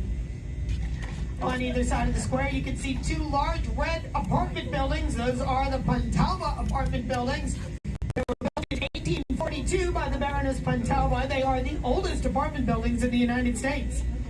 The Baroness was well loved by family and friends, just not her father-in-law. When she told him she no longer wanted to have babies, he got mad and shot her 4 times. She would actually live another 40 years, and not so much. When he thought he had committed murder, he would commit suicide, so that'd be done. She would come back to New Orleans and be responsible for 70% of the architectural design of the French Quarter and 100% of the design and construction of those 2 apartment buildings. Ladies and gentlemen, looking again to the left of the boat, you see a wharf there. That wharf is called the Governor Nichols Street Wharf. The wharf marks the technical end of the French Quarter. However, it is wharves and docks and warehouses, much like these, that make it possible for people of New Orleans and other cities up and down the Mississippi to tame the mighty Mississippi River and help to make us into the booming economic cities we are today. But now, the rest of the story. The year is 1541. The first European to sail down the mighty Mississippi is a man named Hernandez de Soto. He sails for Spain. He's very interested in building a city on the river. However, de Soto is going to leave the river, and no one from Europe will come back for over 100 years. The next European to sail down the river is a man named Robert LaSalle. He sails for France. The year is 1688. He's also very interested in building a city on the river. However, LaSalle too is going to leave the river. He's going to go back to the King of France and tell him he needs more money and more men and more boats so he can discover the mouth of the river. What LaSalle does not know is that the mighty Mississippi does not just gush out into the Gulf of Mexico. Instead, it works its way around islands and jetties, through marshes and swamps, until it becomes the Gulf of Mexico. For this reason, LaSalle would sail right past the mouth of the river, not once, not twice, but 3 times in an effort to find the river. He would not be successful. Instead, LaSalle would sail on to Texas, where he would establish a colony, which failed. His men got mad. They shot LaSalle in the back and walked back to Canada. It was not a good day. The next 2 people to sail down the river are 2 brothers, Bienville, sail for France. Unfortunately, they are not very creative. They sail down the river, they find a large plot of land with a giant sticking out of it. And they're college. Well, down in the Gulf, they find a bunch of islands. The one where they park all their shame because it's covered in camp. You said cats, you'd be wrong. It's raccoons. Apparently, the French had no idea what a raccoon was. Who knew? Bienville and Riverboat know they're going to need people. So they go back to the King of France and they say, look, we need people. And he says, great, go to all the prisons. So they do. So they go to all the prisons and they tell the prisoners, we'll forgive your crime. And all the prisoners go, woohoo! And that's how we were founded. By pirates and private. And if your family has been here as long as mine, which is 300 years, then you're a descendant. of pirates and privateers and murderers and scum of the earth. Bienville knows they're going to need more people, so over the course of the next few years, several thousand people will disappear off of the streets of France, only to wake up on a boat, shackled to a member of the opposite sex, told that they are now married and should get busy populating a new world. Bienville still needs more. This time, girls, for obvious reasons. So he goes back to the King of France and he says, look, we need girls. And the king, in a show of hilarity or perhaps just misunderstanding, is going to send Bienville a boatload of nuns. The nuns are known as the Ursuline nuns, ladies and gentlemen. They're going to build a series of convents here, the oldest of which still stands. Built in 1752, it is the oldest building in the Mississippi River Valley. Bienville's like, yay, thanks for the nuns. Still need girls. So this time, they're going to go to all the debtors' prisons, and they tell the debtors, we'll forgive your debt if you give us your daughters. And they do. There's somebody down there. The next few boatloads of people to arrive are all filled with teenage girls between the ages of 14 and 18. They show up here with giant suitcases called casquettes, French word for suitcase. They're going to be nursed back to health by all the nuns at the convent, married off to all the creepy guys in the city, and today it will be considered an honor to be known as a descendant of the casket girls. Casket? Casket In girls, yeah. 1763. France picks up with Great Britain and they lose. So they give us to Spain because they figured they could get us back more easily from Spain than they can from Great Britain. Nobody tells us for 3 years. Spain shows up and they're like, hey, you guys are Spanish now. And we said, no, we're not, although it probably wasn't that polite. And then we killed them. Spain got mad. They sent a guy here. His name is Alexander O'Reilly. He's an Irish mercenary. His only job is to round up all the guys in charge of the coup and execute them in the square, and that will be the end of the French resistance in New Orleans. In 1788, we set fire to the city 3 times. It was an accident.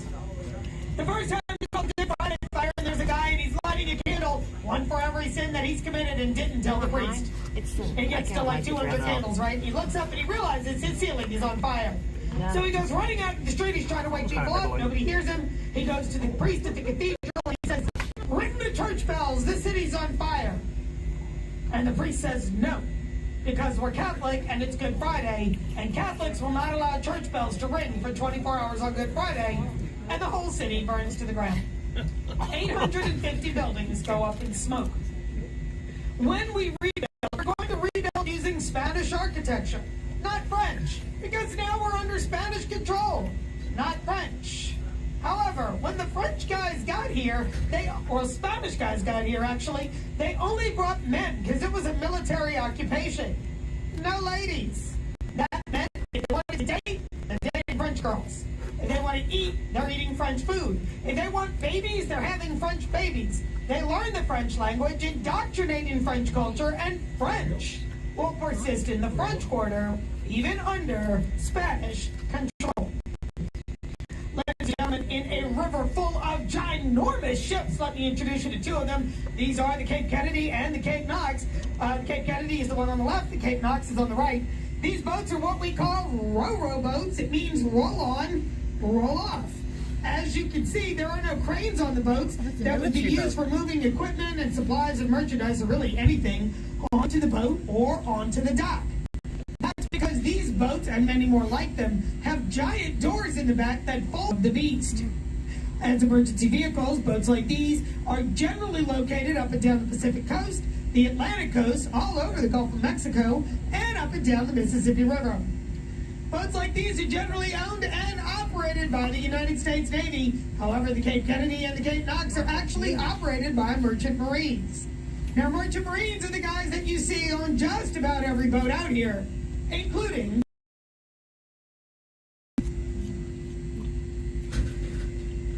in 1800. Napoleon is going to gain control over France. They train He wants a sugar empire. He has Haiti. He needs New Orleans. And they do, because they didn't want us in the first place. In the meantime, Haiti is going to stage a revolution. They're going to go all the way across the pond and tell Napoleon, look, we'll give you $10 million if you give us New Orleans. And Napoleon, who is fighting fires everywhere, says, and 20 million acres, 560,000 square miles. It will double the size of the United States of America and give 15 states to the USA, signed by Napoleon in April of 1803. And again by Thomas Jefferson in December of 1803 here in New Orleans at the Cabildo. 9 years later, in April of 1812, we will become the 18th state of the United States of America, and 1 month after that, we declare war on Great Britain. Again. Ladies and gentlemen, looking to the left of the boat, you're going to see an orange flag over there on the shoreline. Behind that is a bunch of trees, and then behind that is a building. That building is called the Old Holy Cross High School. The new Holy Cross High School has actually been moved several miles inland.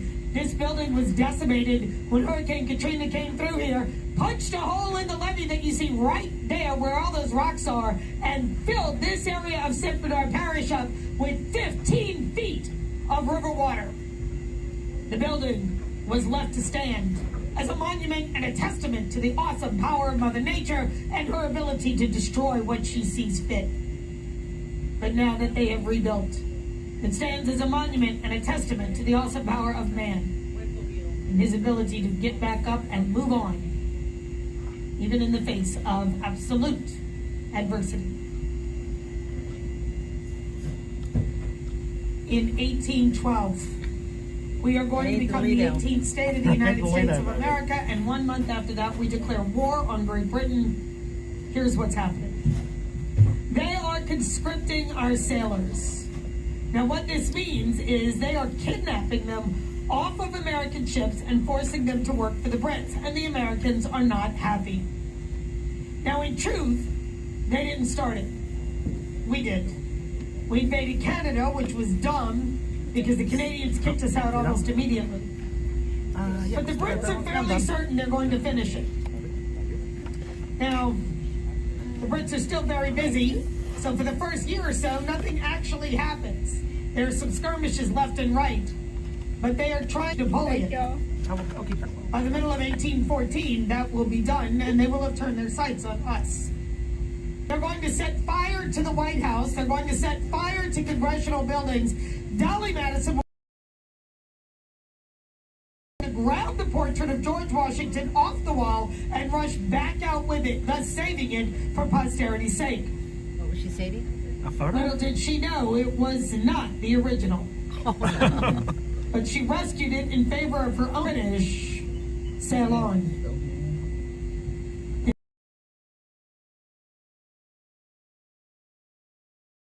At Fort McHenry. Now, you all know the story, of course. The rockets' red glare, the bombs bursting, and gave proof through the night that our flag was still there. Francis Scott Key wrote these words while standing prisoner on a British ship, waiting to see if the American flag would be flying the next day.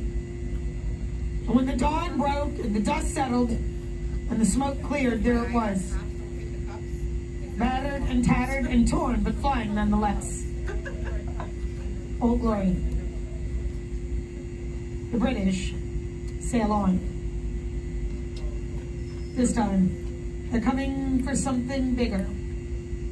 This time, they're coming for the Gulf of Mexico.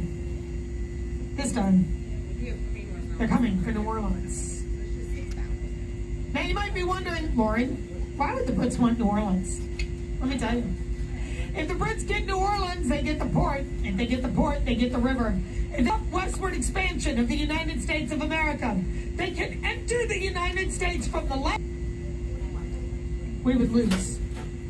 And thus would end the 35-year experiment that was the United States of America. The Brits are going to sail into the Gulf of Mexico. They're going to attempt Mobile. The Gulf of America. They don't get it. They're going to attempt Pensacola. They don't get it. They're going to attempt New Orleans. His Lake Pontchartrain is too shallow, and their boats ride too deep.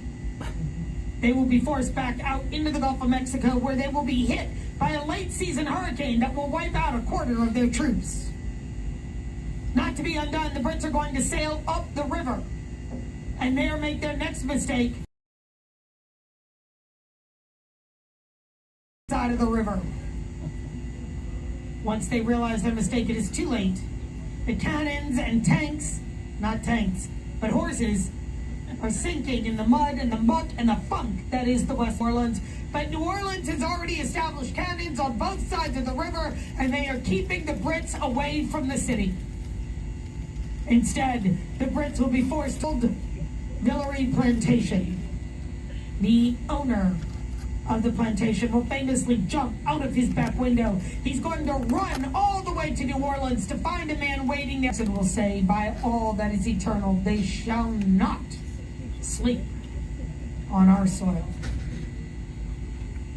Ladies and gentlemen, if you're looking to the left of the boat right now, you're looking at Jackson Barracks, so named, of course, for Andrew Jackson. Those buildings right there, the ones with the double chimneys, that is the very foremost part of the barracks that does go back several miles. What you're actually looking at is the second floor. Those, by the way, are called galleries, not balconies. The galleries always have poles and a roof. Balconies do not. Jackson Barracks is the most lovely barracks in the United States, in my opinion, and is available for tours if anybody is interested in coming down here to St. Bernard Parish. All you got to do is go online to their webpage and click on Do a Tour.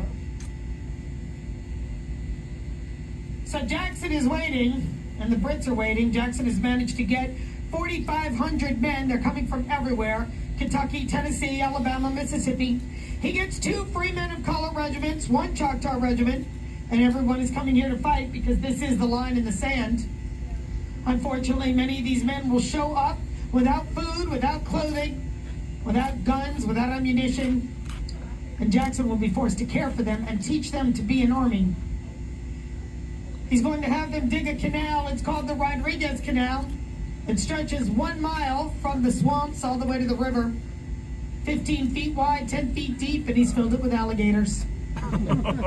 On the other side, a levee, a rampart, if you will, 15 feet tall. The old one. And this is where Jackson and his men are going to make their final stand. The Brits have come with 10,000 men. They outgun us. They outnumber us. They do not stand it. We do not stand a chance. They have been told no matter what they see, no matter what they hear, no matter what they do, they are to take New Orleans no matter what the cost.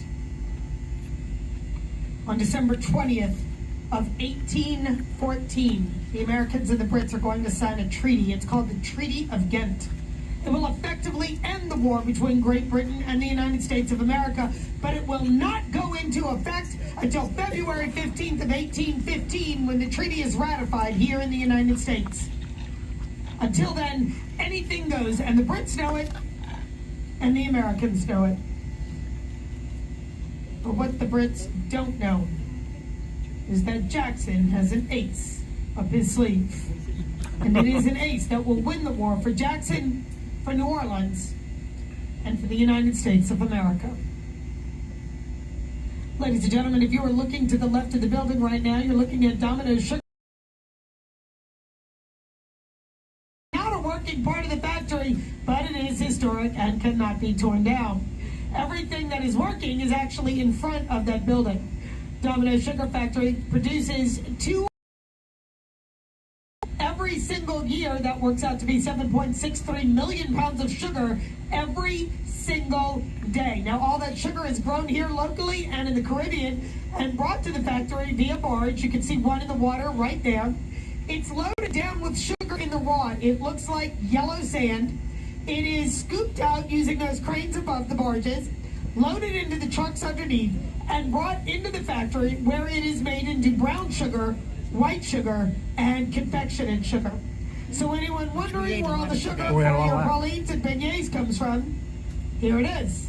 And if you're diabetic or have cavities, well, welcome to New Orleans. By the way, ladies and gentlemen, Domino's Sugar Factory actually has 10 locations in the United States. They produce 24 billion pounds of sugar a year. That is a lot of sugar. So the Americans are waiting and the Brits are waiting. The Brits think they have the upper hand, but they don't know that the Americans have an ace. And that ace, ladies and gentlemen, is a pirate. Is what? Now, this is not just any pirate. This is not Johnny Depp. This is, in fact, the pirate of the Caribbean. This is Jean Lafitte. And Lafitte is about to make it very difficult to want to be a British sailor. Lafitte is going to have showed up with enough food, enough guns, enough ammunition for 7,000 men. And Jackson was forced to say yes, even though he did not want a pirate on his payroll. In addition, Lafitte is going to spend 2 weeks between December 26th of 1814 and January 8th of 1814 to all the tents and setting all the horses free. And then running. And then coming back. The Brits are going to wake up starving because all their food is gone. Exhausted from rounding up horses. They have decided today is the day. They cannot wait another minute. They get up, they get dressed, and they to go around our side flanks. But the pirate and sinking in the water. They will be forced to be funneled directly up to where Jackson is waiting for them. And that's when God steps in. You see, what the Brits don't know, and they're about to find out, is that in January on the river in the morning, all there is fog. And you can't see anything, except the Brits are wearing red coats. And they're banging a drum.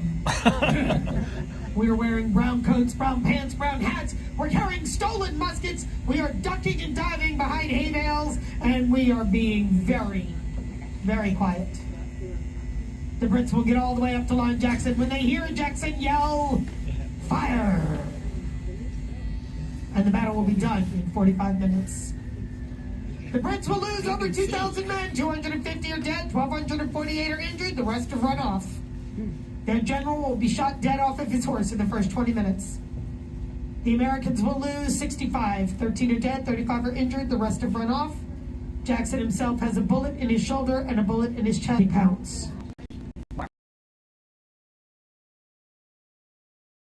2 days after the battle was concluded. Had there been email or phones, this might have been a different story. January 8th, 1815, Andrew Jackson won, and because of the United States of America 250 years after,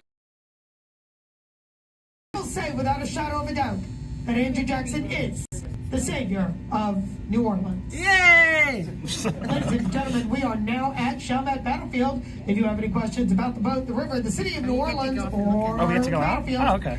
my name is Dr. Lauren Tarantino, and I will be waiting for you all at the bottom of the gangway to guide you out onto the battlefield, show you around, and introduce you to the ranger. Please feel free to come and talk to me at any point. Until then, ladies and gentlemen, I will see you all on the battlefield. Thank you very much. Leave your bag here, that's fine. Yeah, I think there's enough juice. It'll hold. I'm gonna play. Thank you, Dr. Tarantino. Ladies and gentlemen, we'd like to welcome you to the Chalmette Battlefield. There's a couple points we need to make about your visit this afternoon. We ask that you please keep your activities restricted to the left-hand side of the park, facing the park from this perspective. On the park grounds, there's a very inviting road which leads off to the right. It will lead you to the Chalmette National Cemetery. It is not part of the tour. You will not have enough time to walk down there and back to the boat before the boat leaves the dock, so please keep your activities restricted to the left-hand side of the park, facing the park. The clock on the pilot house wall says it's 2:33 p.m. Creole Queen's leaving the dock today, heading back to the city at exactly 3:35 p.m. When it's time for you to return to the vessel, you're going to hear a departing whistle signal, one long blast followed by 2 short blasts at exactly 3:30 p.m. or when it is time to leave. If you're standing in the visitor center or the Chalmette Monument, you may not hear the departing whistle signals, so please pay close attention to the time. One of our deck crew members will be out in the park to round you up and remind you it's time to return to the vessel. If you choose not to visit the battlefield, you're more than welcome to remain on board. Our full-service bar and Creole Queen Cafe will remain open for your convenience. Once the deck crew has safely secured our lines, our gangway will be going out all the way forward, all the way down, left side of the vessel. We ask that you please use the handrails while going up or down the stairs, and while disembarking the vessel at the gangway, keep in mind that the thresholds do come up about 6 inches at the doorway, so please watch your step. There is no food or alcoholic beverages allowed on the park's grounds. There are many trash receptacles located throughout the park and throughout the vessel, so please put your trash in its proper location. If any one of you decide not to return back to the city aboard the Creole Queen, we ask that you please be courteous enough to let the visitor center know, as well as letting our deck crew members know that you would not be returning back to the city aboard the Creole Queen. Please be advised, you will be responsible for your own transportation back to the city. One more thing, ladies and gentlemen, if you do decide to return, all bags are subject to search due to our security policy. We secured our lines. We will be showing you a video in the Queen's Room of some of the details that took place during the Battle of New Orleans. We hope you've enjoyed your cruise so far. We welcome you to the Chalmette battlefield.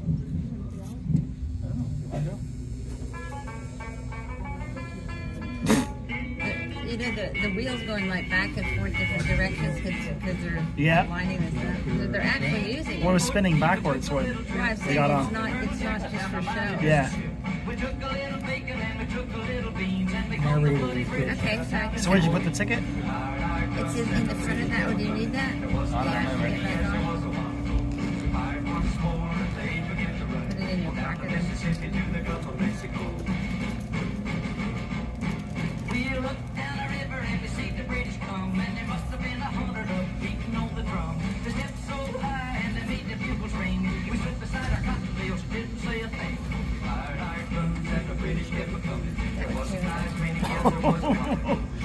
Like the viewers? We can talk about it when we come back. The viewers want to know? Yeah. Do you want the water? You want to take it or yours? I'm okay, I'll drink some. Yeah, so you want to leave your bag the food? That ain't the leader, but 3 times a day. I mean, what are they doing? They're really cutting back on us. And then you go.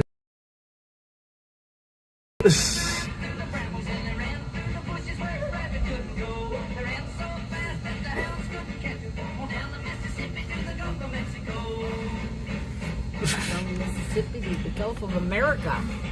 It's now the Gulf of America.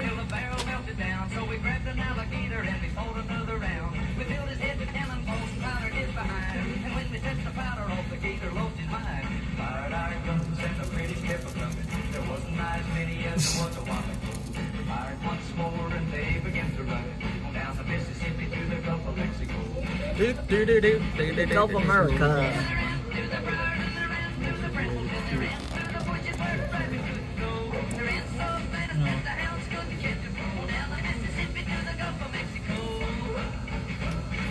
Alright, see you later. Yeah, we're not docked yet. Huh? We're not docked yet.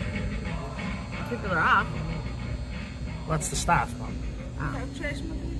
Yeah, I'm done. Thank you very much. There you go. What would you like to do? There we go, chat. You still there? Are you snoozing? Let's go see the battlefield.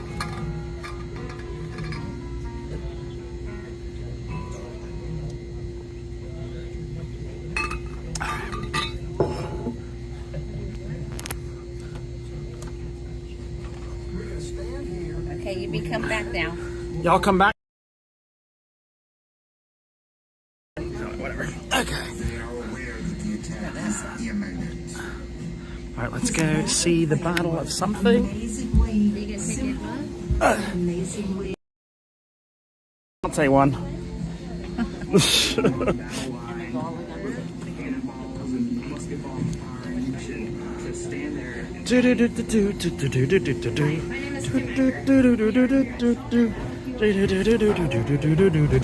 Thank you.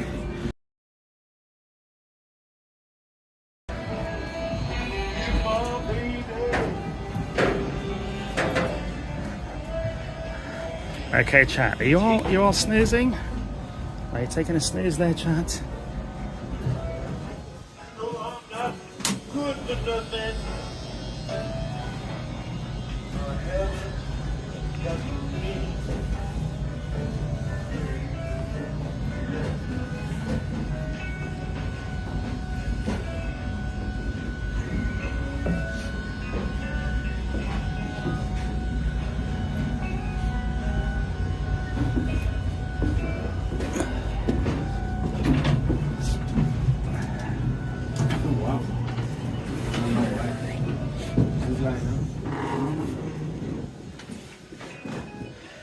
Oh, there we go. Zooks, you are still awake. There we go. This is a fun time. Can you hear the announcer? I think you can. It's pretty quiet in there.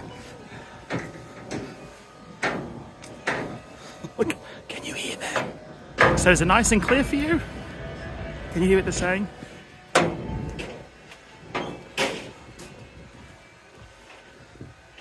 I wanted to visit a cemetery, and now we are visiting a cemetery.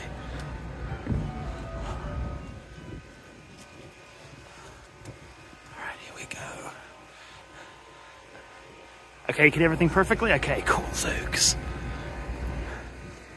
Alright, here we go. Also, let's turn off hotspot. I use a little extra juice. Okay.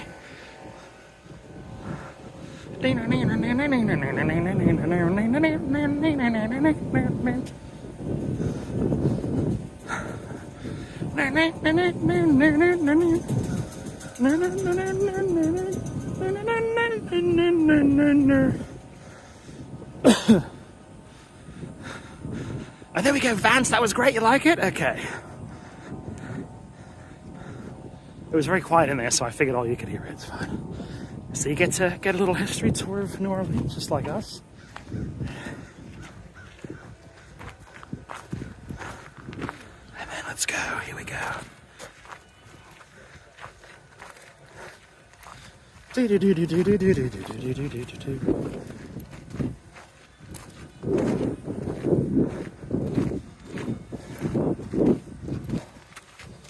Still chilly though.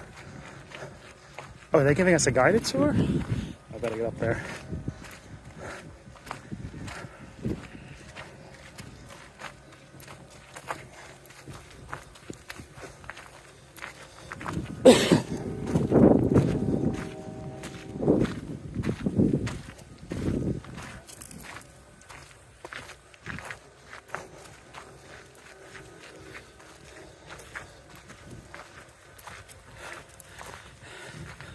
There we go. I just got here, Lisa. What's the name? It's the Creole Queen.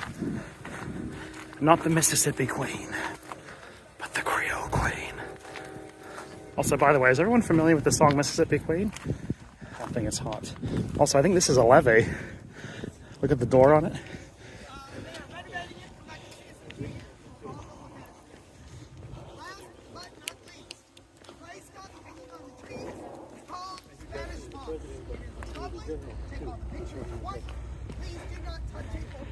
Oh, I just got a $5 PayPal donor. Okay. Just got a $5 PayPal donor. I'll look at it in a minute. Thank you. If you want to leave a comment who you were. On PayPal, they get to keep all the money. YouTube doesn't get 60%. So thank you so much for the $5. One of the most important moments in United States history occurred. Ranger Allen is going to be giving you a fantastic talk about it a little closer to the visitor center. I just have one quick announcement for you.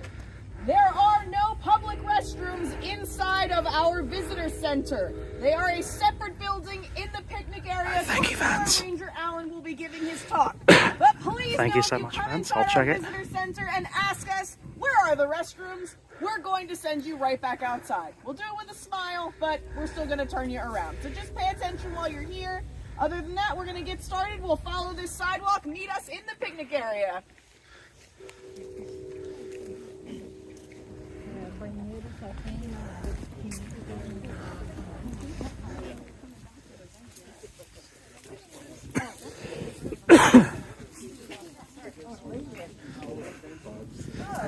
Okay, thank you so much, Vance, for the coffees. I'll check that. I'll thank you for them tomorrow. And then for the PayPal...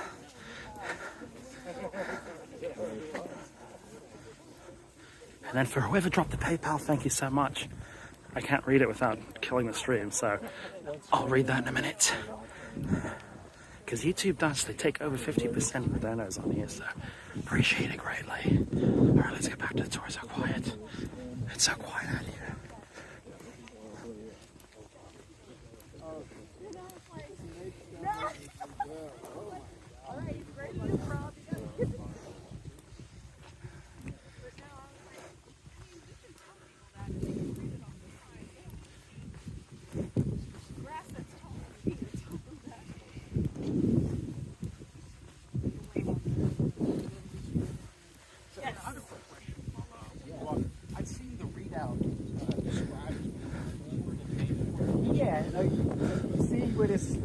Hump is? Yeah.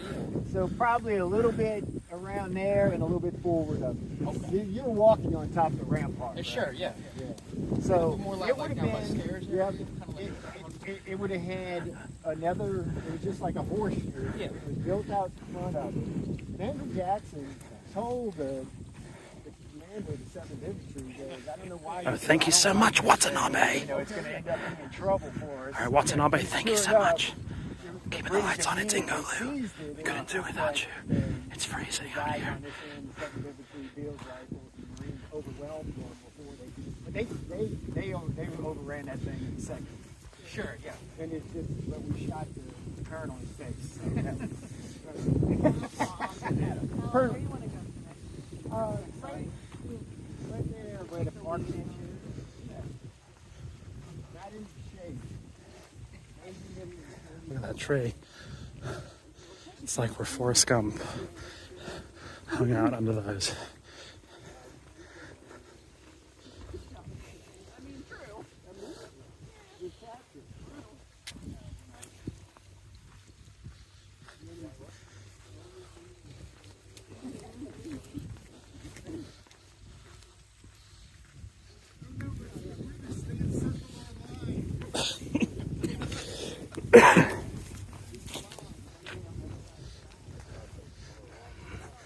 Oh look, there's a mini Washington monument. It looks exactly the same as the one in DC. Folks, we're going to go right on the other side of this sign. We're going to stand in the sunlight, okay?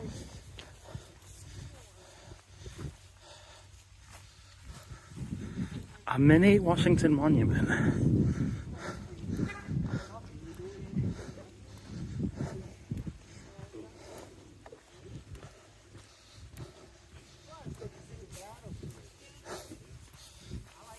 It's crazy when you fought a war back in the olden days, you just set a time on your watch and you're like, it's 6 a.m.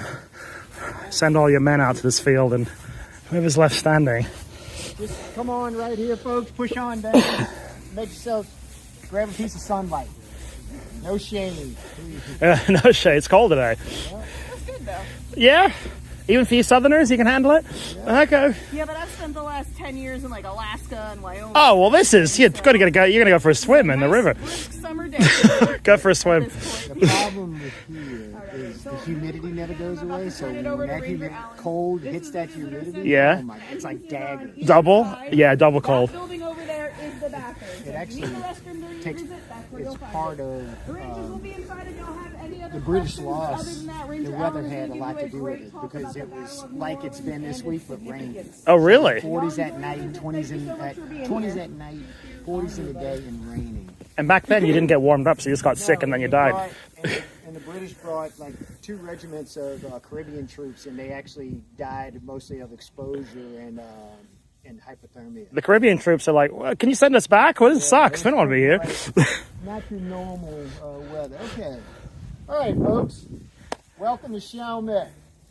This is the scene of the last battle of the War of 1812. All right? Your parents probably listened to the famous Johnny Horton song, you know? It's very, pretty cool song. It's got a lot of mistakes, but Johnny made some bucks off of it. Y'all remember that song? Yeah, right? Let's just correct one thing. Jackson was a major general, and so was Packingham. They wasn't colonels. All right.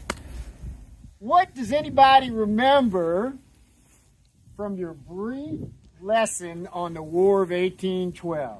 And I hope you didn't go to the bathroom when the teacher was talking about it or to the principal's office because you missed it. Right? Because unfortunately for the War of 1812, two big wars happened on either side of it. Right? The Revolutionary War and the Civil War. So wars like the War of 1812 and the Mexican War usually get about 15 minutes and then they're gone. What can y'all tell me you remember about the War of 1812? Washington was sacked, right? Yes, sir. The White House was burned? Yes, sir, it was. What is the lingering thing in this country from the War of 1812? Not lingering, it's the one thing we honor pretty much every day, every week, every month, every year in this country. Star Spangled Banner. Sir, say it again. Star Spangled Banner. That's right. Anybody familiar with the Battle of Baltimore Harbor? Fort McHenry, yes. So, one of our victories over the British was stopping them in Baltimore Harbor, Fort McHenry. And there was a gentleman named Francis Scott Key. He was a detainee on a British warship. He was a civilian, so he was not a prisoner of war, and he basically got to watch the Battle of Fort McHenry, the Battle of Baltimore Bay, which Fort McHenry stopped the British from advancing to capture Baltimore Harbor, okay? And he penned the poem, The Star-Spangled Banner, which, how many years later did Congress actually make it the national anthem? Free piece of king cake. I'm joking. I don't have any. 1934.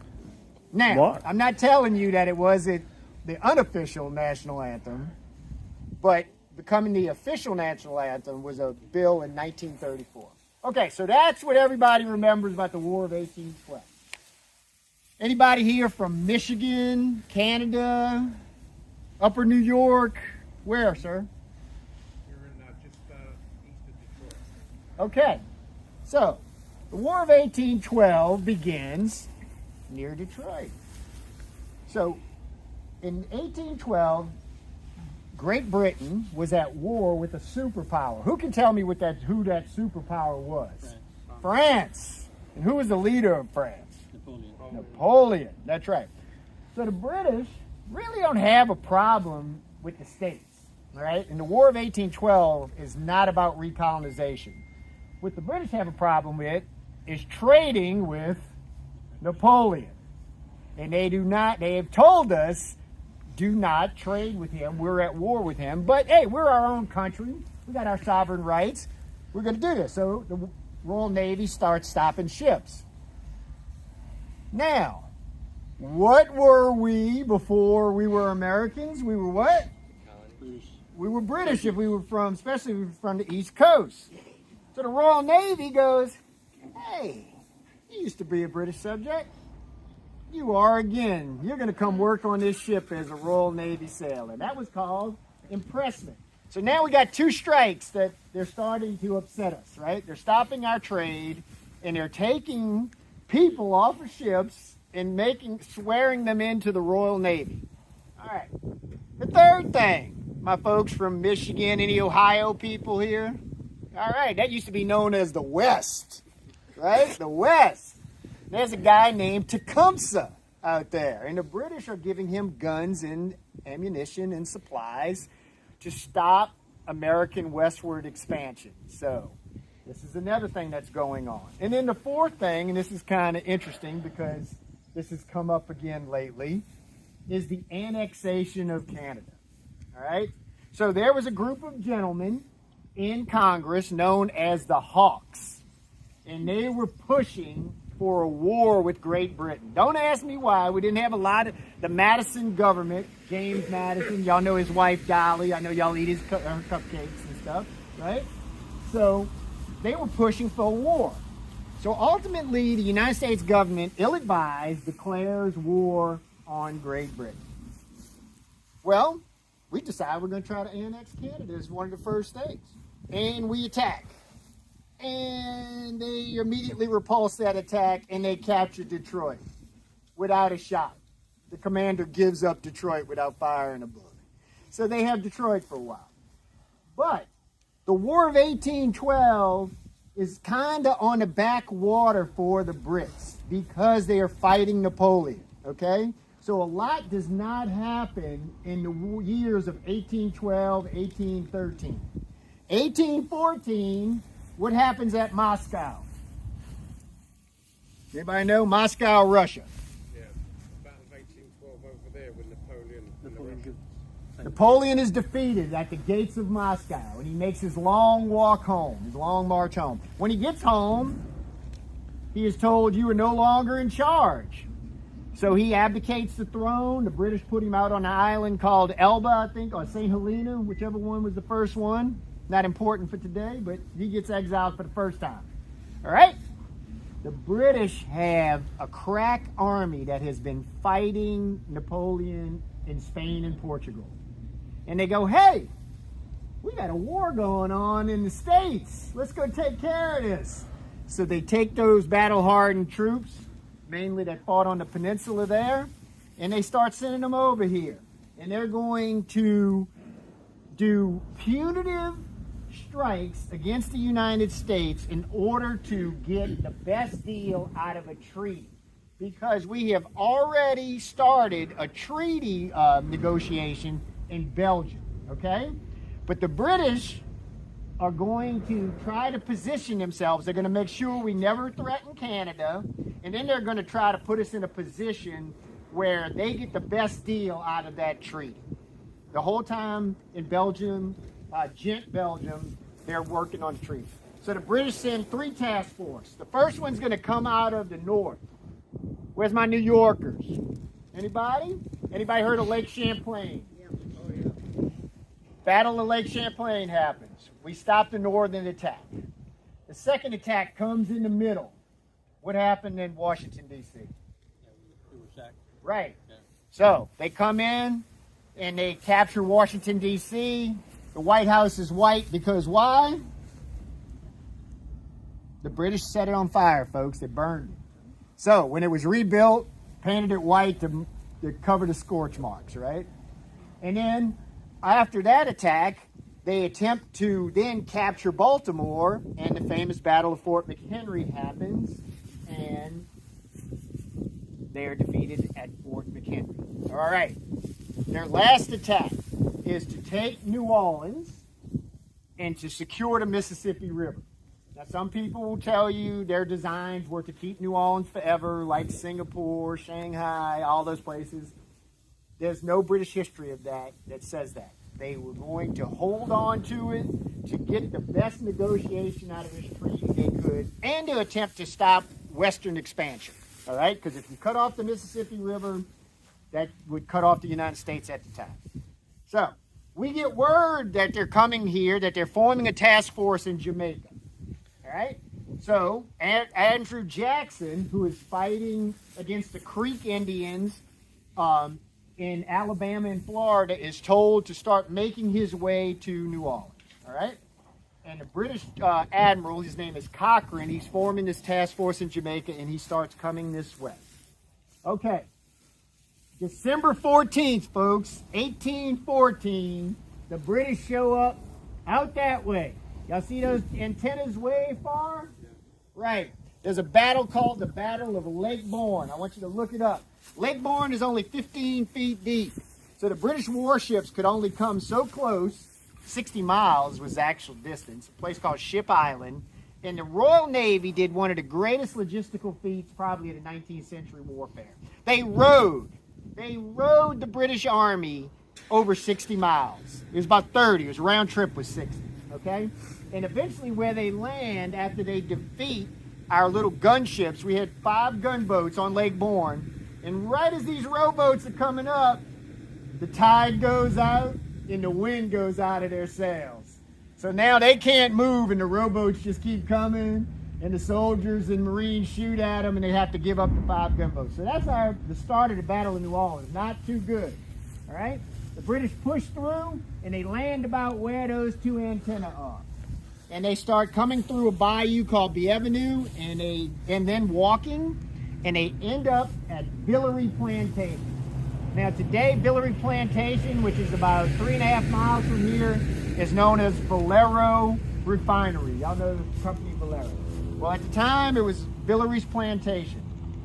Jacques Villeray was a leader of the Louisiana militia. He was currently in New Orleans, meeting with Andrew Jackson. His 2 sons were having some lunch, and they look out the window, and there's redcoats all over the property, right?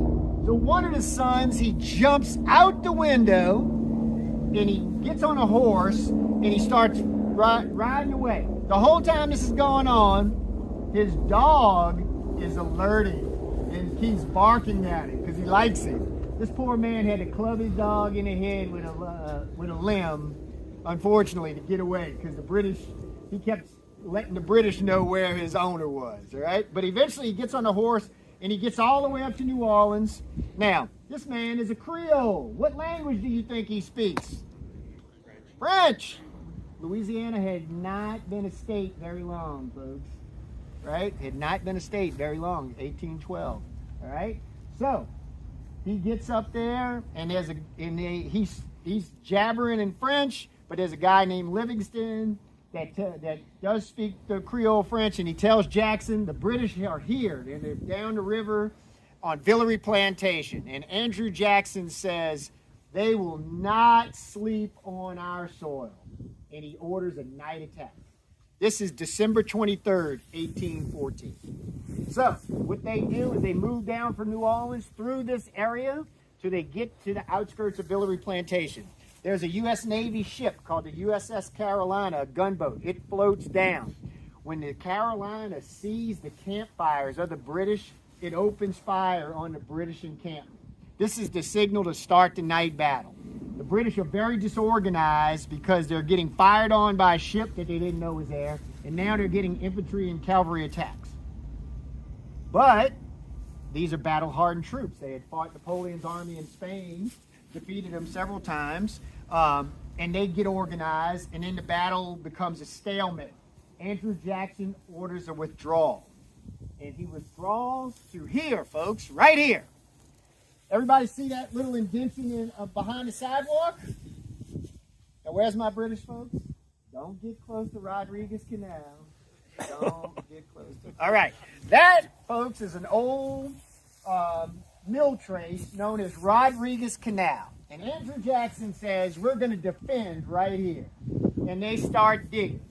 Now, if y'all look to my left, there is a recreation of the rampart. So you get a visual.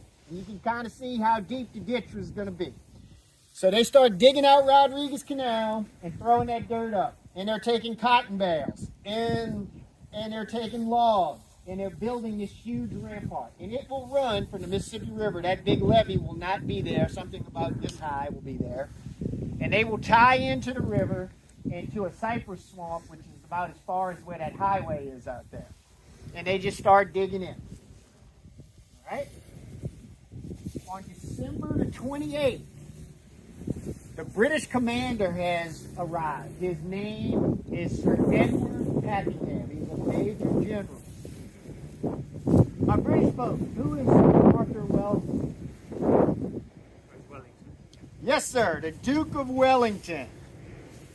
Edward Packenham is the brother-in-law of the Duke of Wellington. He is married to the Duke's sister, right? He's an Irishman that is married to the Duke of Wellington's sister. And he is a very good battle-hardened general that had much success against French armies in Spain. All right, so that's why he sent him here. Not because he's the brother-in-law of the Duke. He's actually a very good commander. But he gets up here and he goes, I need to know where the Americans are. Now, they're still camping down there at Villeray Plantation. So he sends up here what's called a reconnaissance in force. Everybody see that wood line along there, right there? Right? Trees across the field. The British start probing along there until they get close enough that they find Blind Jackson. What they attempt to do is to go in those a band of Choctaw Indians, right? And they're guarding the far end.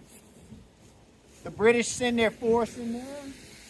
They get fired upon, and then the line opens up on the rest of them, and they withdraw. So, their reconnaissance of force They lose several people, and they know where we are. But also what comes from that is we decide to extend that line even further and hook it back around. So when the main attack does come, they won't be able to flank us so easy. All right? So the British, again, withdraw. Back to their thing. Everybody see the Union Jack way out there. Well, January 1st, folks, the British push up some big cannons. Again, you cannot imagine the logistics that the Royal Navy and the British Army did to fight this fight. They took stuff off the ships and pulled it across swamp and across this land. You are standing on something right now that is normally your shoes will get wet just standing. We've been dry lately, right? This is a very soft ground. And what is in front of you all the way down to Village Plantation is nothing but sugarcane field that has been recently cut, right? There is no St. Bernard Parish. There is no Chalmette. What it is a series of plantations and ground up land, okay? So they push those cannons up there and they build their own little berm. And they start firing at our big berm. Well, our big berm is pretty impressive. It just absorbs cannonballs. And we shoot back and forth. But one thing they do is they almost kill Andrew Jackson. Everybody turn around and see that fabricated building back there. There was a house called McCarthy House. It was a plantation. Today there's a boat slip there where the ships come into the port of St. Bernard and offload. But McCarthy House was a two-story plantation, and Andrew Jackson hit his headquarters on the second floor. Cannonball comes crashing through that second floor and just misses him and his staff. All right? Just misses. That's about the extent of how well the British that did. There were some guys wounded along the line, mainly from rocket fire, because the British brought out a thing called Congreve rockets. It was the first time we saw that here in North America, okay? But they fired rockets and artillery until they ran out of ammunition. Now, everybody feels how cold it is. Well, folks, the whole time this is going on, December and January 1814, 1815, it has been raining. The nights are in the 20s. The days are in the 40s. The Americans have fires back here. They are rotating troops off the line into tents. Some of them are going back as far as New Orleans, so eventually Jackson limits the movement back and forth from the city. And we're trying to keep troops warm. The British are deteriorating. 2 of their regiments are Jamaican troops, and they are suffering terribly from what's going on here because of the climate that they came from, okay? Packenham sees his army deteriorating. So he says, I have to go ahead and launch this attack and capture New Orleans before the army becomes combat ineffective. So, on the morning of January the 8th, 1815, the main attack comes. The main attack will come across this field. They start at about 4:30 in the morning, and there's a ground fog. The main force will be along that wood line again. There will be a secondary attack right on that rock road you were standing on, and then across the river, there will be another attack to capture some American artillery and face it this way at Line Jackson and shoot at us with our own artillery. Okay? So, as the British are coming across the field, they fire one of those rockets. So that lets us all know they're coming. And then right about, not too long after that, the ground fog lifts. And the whole American line opens up at one time. And the British forces start taking casualties. Now there's a unit called the 44th Infantry of Foot. Their job is to be the breaching element. They're supposed to come up to Rodriguez Canal and throw these bundles of sticks called fascines into the river, and then take ladders and put them on the berm so the assault troops can then go over the berm. They get onto the battlefield and they can't find the ladders and they can't find the fascines. But they still come up to the front. They come up to the ditch and they're getting shot in the face and in the chest and everything. And then they're just confused, and the assault troops come up and these guys are standing in their way, so they can't do anything. And the whole time, the Americans are just firing. And really, the American artillery is what's taking a devastating toll on the British. Now, over here, where you guys were, there was a little redoubt, a little forward position. The British captured that. A guy named Colonel Rainey. His troops coming up that road, they captured that. And he stands on the berm and he says, "I order you to surrender." And the Americans immediately on the main battle line, on Line Jackson, open up and kill Colonel Rainey like that quick, him and the lieutenant. And that leads to disorder, and then we quickly, the 7th Infantry, Beale's Rifles, who are down there, they overrun the British on the redoubt, and that ends the closest penetration the British will have that day. Now, across the river, the Royal Marines and a group of soldiers actually overrun that American position.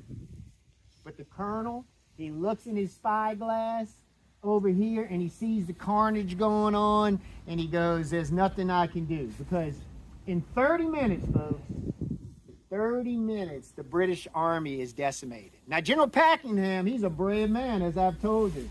He rides up over there, folks, to near the berm and the ditch to rally the troops. And we shoot him and his horse, and he falls down.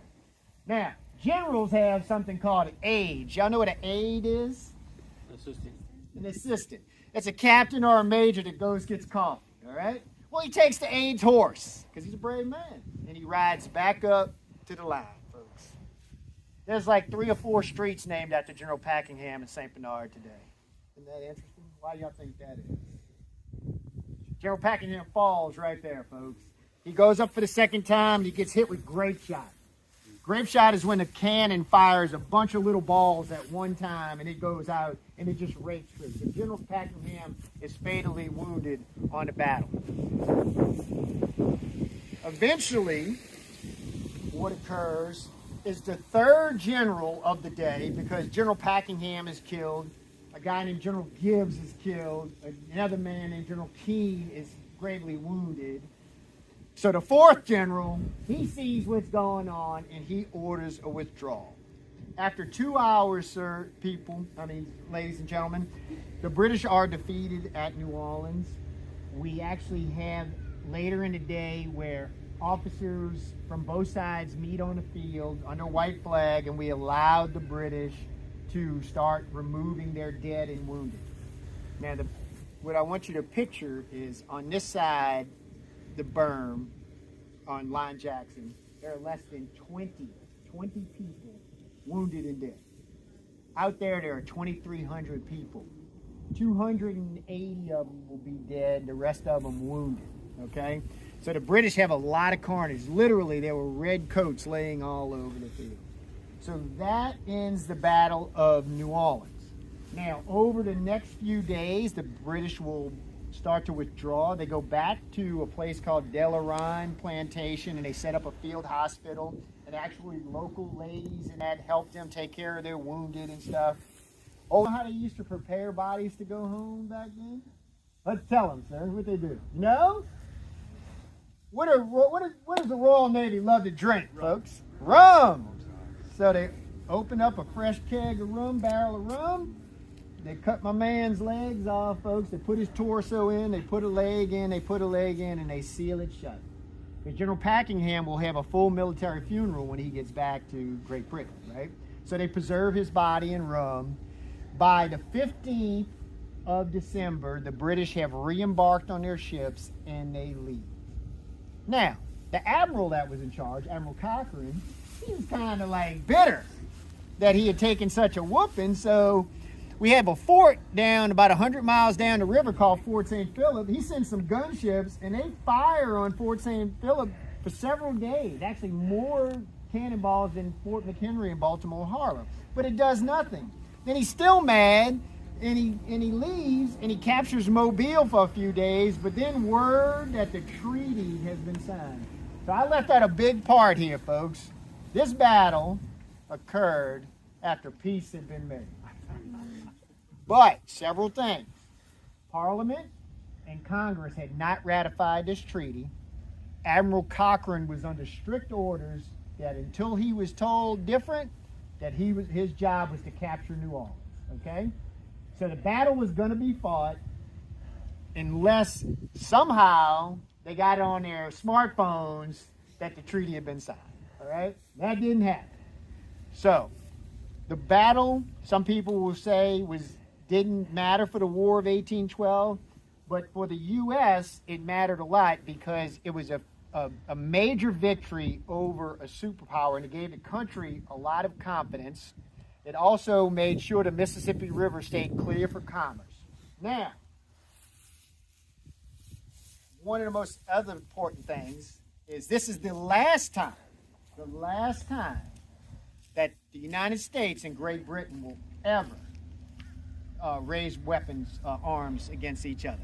And from the Treaty of Ghent, what establishes the relationship that builds to the relationship we have today, that we have been friends ever since, allies that go to war together, not against each other, commerce, everything. So from then on, we are friends and allies, okay?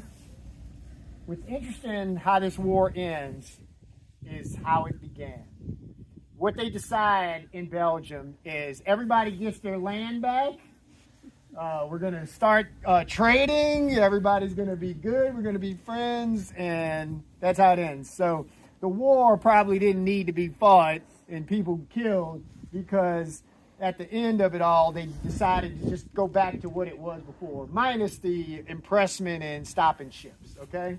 So this battle also will lead to a person that was here going to the White House. Who is that?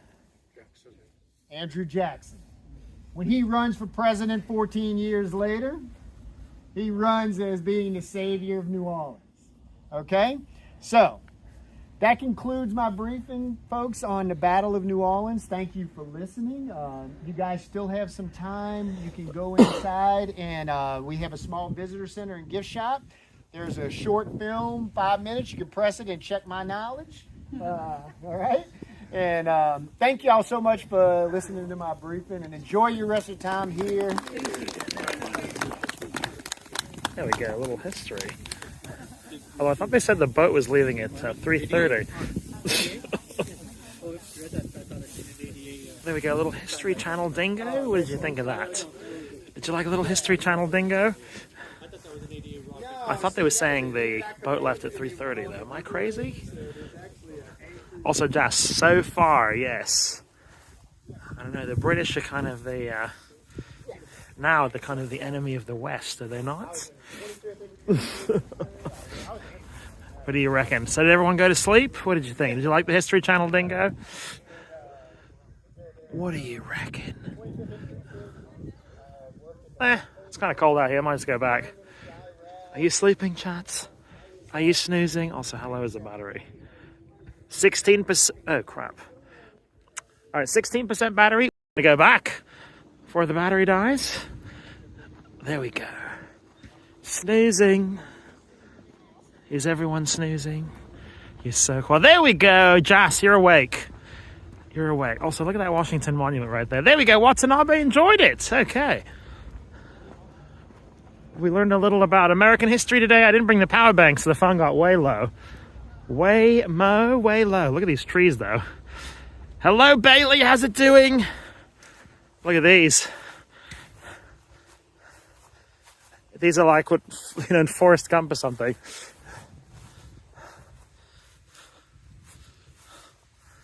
What are these? Is this sharp? No, it's soft.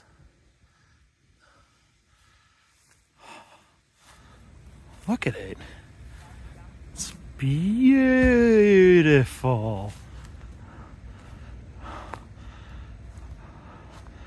Very interesting. I'm glad you liked it, Vance. Look at this tree.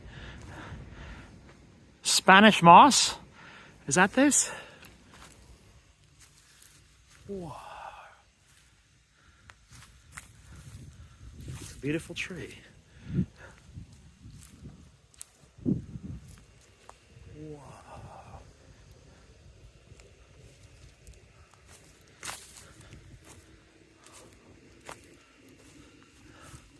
So the tree is called Spanish moss?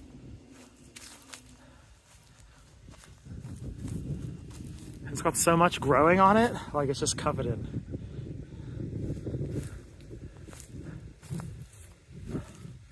Beautiful. I'll get back for that power bank. 15%? Ah, we're okay. Oh, the stuff hanging on it? Yeah, it's soft. It looks like it might be thorny, but it's not.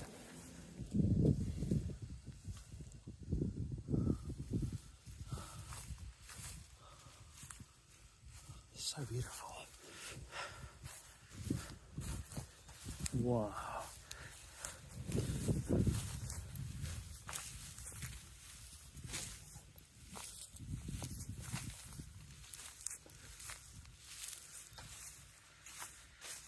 There we go. So we learned a bit about American history today. The battle that didn't matter because a treaty had already been signed. So lives were lost, heroes were made, and for no apparent reason. But you know, that's how it goes. And Andrew Jackson became president because of it. So.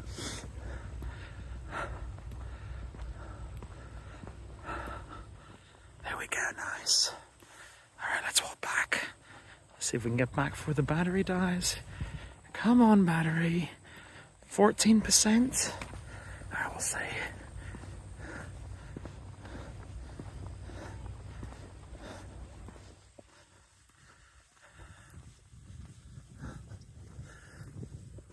So yeah, ladies and gents, we're not partying in Bangkok, no. We're learning a bit about America. I never knew New Orleans was so central to the American story. They had battles here and stuff. People were coming in and out. The Spaniards came in, they didn't want it. The French came in, they didn't want it, you know. They're like, who wants all these gators? We don't. Also, I think this is a levee.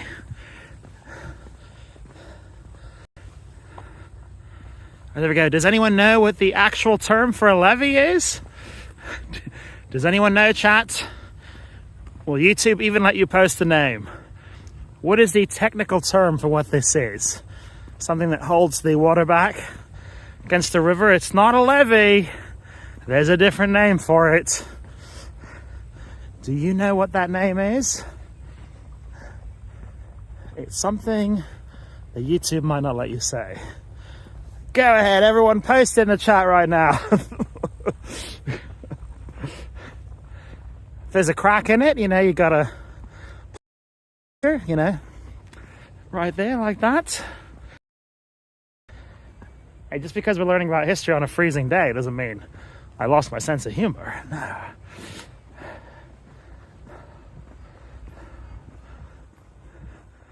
I think you're sleeping.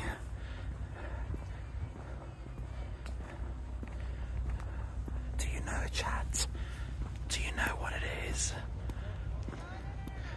What is the technical name for that thing that holds back the water? It's not Eugene Levy. No, it's not. It's something entirely different.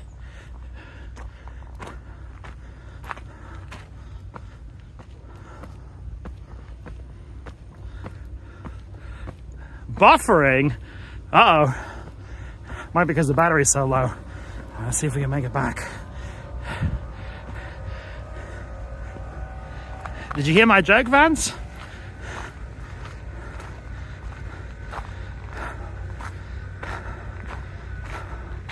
Let's see, 11% battery? We're barely gonna make it. We're gonna push it to the limit, baby. All right. Push it to the limit. Do, do, do, do, do, do. I reckon you didn't hear my joke.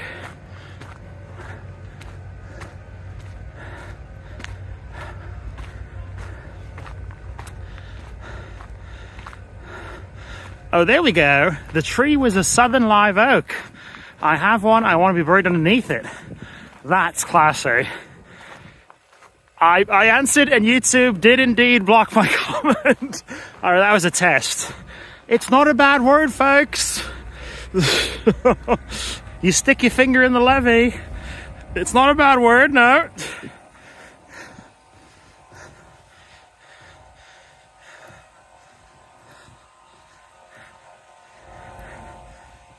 There we go. I know. Why is everyone still there? They said this leaves at 3:30. All right, 10% battery.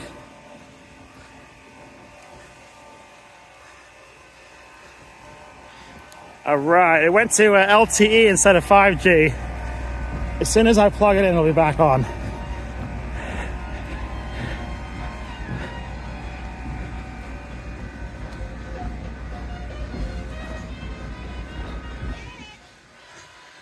Hey, oh, there's Mom. Mom's coming out. I need the power bank, Mom.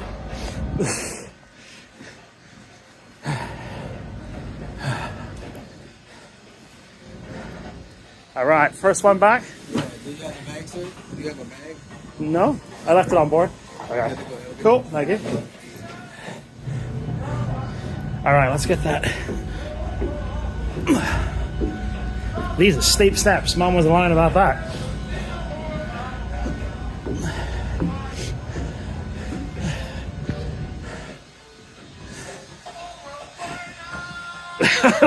There we go, Vance. You know it, see? Vance, see? You're very cultured. You know fancy, sophisticated terminology. That's the one. You got it. Not a bad word. How is it? It's chilly out there. It's cold. It's cold, but that's why the Americans won that battle, because it was so cold.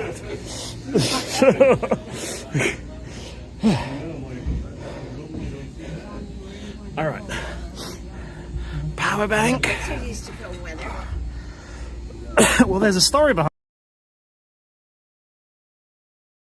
They do. They got cannons. Did you see them? Yeah. Oh, that's cool. And they also have a little Washington monument. Oh, how cool. It looks like one, but it's not for Washington. Oh, it's for Jefferson? Yeah, or Jackson. Oh, for Jackson. Yeah. It is cold outside, though.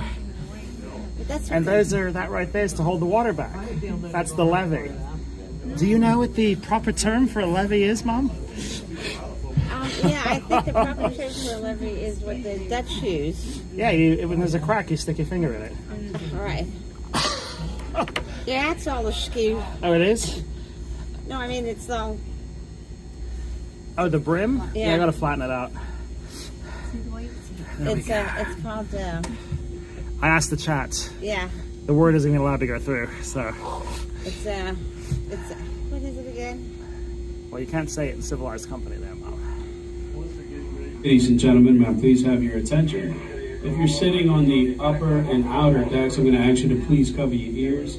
We're going to sound at the party whistle signal. It's one long blast followed by two short blasts. Whistle this loud. Please cover your ears now. No one came back with me. Where's all the people? I saw some people behind me. Okay. What is the word? It's a bike. Oh, right, bike. It's actually a Dutch word. Yeah, it is the dike, yeah. Yes, you put your finger in the dike. They have a crack in it, yes. They wouldn't let it go through? What? YouTube wouldn't No, let no, it- I was making a joke on the walk back. I'm like, hey, do you know what the technical term for the levee is? And the chat was like, it's not going through my response. But Vance, he's very smart and he put a space in it, so. Oh. Yes. Oh, look at that. That's huge. That looks like a new one.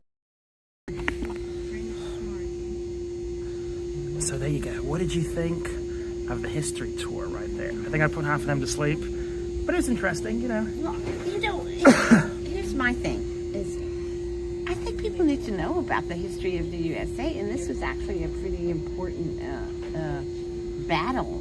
And you know, the Brits have been trying to, I mean, they look at America as their colony since 1776. They've, you know, never accepted that we are who we are, but this battle is the one that kind of put the USA on the map, and the rest of the world was like, oh, well, I guess we got to take these guys seriously, these young bucks. We said the funny thing with this battle is, you know, they fought proudly and valiantly, and, you know, Andrew Jackson got a bullet in his shoulder, whatever, you know. The war was already over when they fought this battle. They just hadn't gotten notice yet here in New Orleans. So they fought this for naught. It was already done. Well, not quite for naught. The Treaty of Ghent or whatever it was, but I mean, the point is that this battle actually put us on the map economically, because what the British have tried to do from the beginning is like, and this is what the privateers were all about, which most people don't know. Privateers were actually shouldn't on anything, by the way, which is what they're getting together on this right now as we speak, because they've been at battle with each other for millennium, and was to destroy the American economy and the Spanish economy too, the Spaniards. And that's what the privateers were. They were official government hires, and their job was to go and seize American and Spanish ships. The Spaniards, trade routes, they wanted to disrupt that and basically, seize the goods, seize the gold. That's why there was so much gold on Spanish ships. And take whoever was on those ships as prisoners and sell them as slaves. They actually, and it was the Barbary Coast. It's famous for the white slave trade, because whites commanded the highest price. So whites were much wanted in terms of slaves, but to take their goods and disrupt it and economically destroy the USA and Spain also. And that's what they tried to do during the Civil War, and that's what they tried to do. What they're doing right now, shipping all our manufacturing out of the country. What they did, since I think Nixon's, basically, and destroying the American economy. And when you have this influx of all these illegals that are all going on welfare, what do you think? It's going to destroy the American economy. And Mr. T is trying to restore it. And but the Brits have been doing it for a very long time, and that was part of the War of 1812 and the Civil War, and so on and so forth. So, but if anyone knows, Washington during our Revolutionary War had 3 premonitions, and one was that we were going to win the Revolutionary War. The second was that we were going to have another big disagreement, which was the Civil War. He said we overcome that, and I think we are actually living through his 3rd premonition. But there was going to be this big struggle within the country of which direction it was going to go in, just like the Civil War, just like the Revolutionary War. And his premonition is that we overcome this and we continue to be strong. So, yes, all those hearts there. I don't know, they just pump up. There you go. I don't know where they come from. Look, there's still people wandering on. They blasted the horn and everything, Well, I think that's why they blasted the horn, to let everyone know it's time to come back. It's food.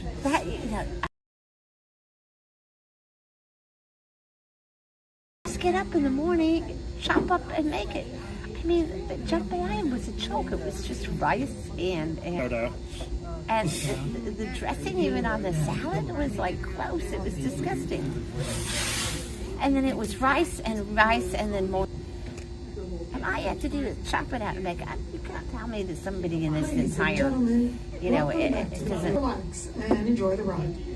If you would like, please find your way to our bar, grab yourself a bottle of water or a cocktail, and sit back and relax inside as we make the rest of the journey. That's how you got a tea. Is this free or do they charge you? No, I charge you $3. Oh, really? Yeah. New Orleans or the battlefield. My name is Dr. Lauren Tarantino. All right. I'll get some more food. Very happy to answer any questions you might have. Yeah. Once again, Let me get some more food. This is unstable, so don't bump the table too much. But so this was actually quite an important, even though the battle was already over and so the war had been won and so on. But they're talking about the 1812 war, I think is what they're talking about. But that's what it's about. It's about destroying the American economy. Yeah. And they've never given up, the Brits. Yeah. There's a really good website if you want to, if you're interested in finding out what's actually the history of this, what's going on today in the USA. If you can understand the geopolitics is what we call it today. It's called Promethean, Canadian thing, and Venezuela and Asia and so on. Ugh. I'm sorry. Oh, I forgot my silverware. You know what? There's no excuse for bad food in my, Yeah, come on, hot dog pieces in it. I don't know. You know how easy it is to make a dressing? You know, dingo makes a great dressing, you know. But if you don't even want to spend a lot of effort, you know, oil, olive oil, and vinegar. That's all you need. Olive oil and balsamic vinegar. Tell me you and didn't like salt. Tell me you didn't like the jambalaya? I mean, it's like flavorless. Anyway, so back Well, at least we to our got to intro. taste all of the New Orleans food here included, so. Our food last night, though, at Nobu was really good. That was the best meal we've had. Fabulous meal that we've had so far. But tomorrow we're going to Commander's, and the mom and daughter in the hot tub with the daughter that goes to Tulane. Who was extra feisty. Yeah, she was extra feisty. Oh, yeah, very sweet, very sweet. A blondie. They didn't like Commanders, but I don't know. They hated everything. We're doing about it. They were like, the service was bad, the food was bad, the cocktails were bad. And, it can't be worse than what we've experienced so far. I mean, I'm sorry. But I will say Nobu is an exceptional restaurant. Nobu is very good. So we're doing the lunch tomorrow, and it's a 2-course meal for $25. So you can't lose for this. This was $20 for this junk. Okay. Yeah. So. For $25, and then they have the 25 cents. Yes, people, 25-cent martinis. Limit 3. The limit is 3, so we're not drinkers, so we'll probably stagger back. Martini down. It's just straight up vodka, isn't it? You know, I don't even know what a martini. Make it extra dirty, olives and everything in it. Extra. What do I do? So we're doing that tomorrow, and then we're going to do, we're moving. Oh, look, we're turning around. I think we're going to go on the other side. So anyway, I think, is that... Louis Armstrong? Is that Louis Armstrong or Duke Ellington? Oh, I don't know. Chad will know. I don't know. Anyway, The bread pudding's actually kind of interesting. It tastes alcoholic. Do you think so? Sure, they didn't spend any money on it now. Are you kidding? This is like, you know what this is? This is like Cisco crap. I mean, I don't even think the rice is... Anyway. And then on Thursday, we're going to Antoine's. I'm really looking forward to Antoine's. That's where Oysters Rockefeller were born. And, Linda San Diego, are you here? Oh, so nice to see you. And Vance, too. Nice to see you. And then we got the regular crew in. Regular crowd, shuffle in. Okay, so we are turning around. Look at this. Check this out. Oh, okay. I think I actually like the bread pudding. At first I was iffy on it. Well, it's good. It tastes like brandy. It's very sweet. Okay, I can't read now. Wait till the sun's out of my eyes.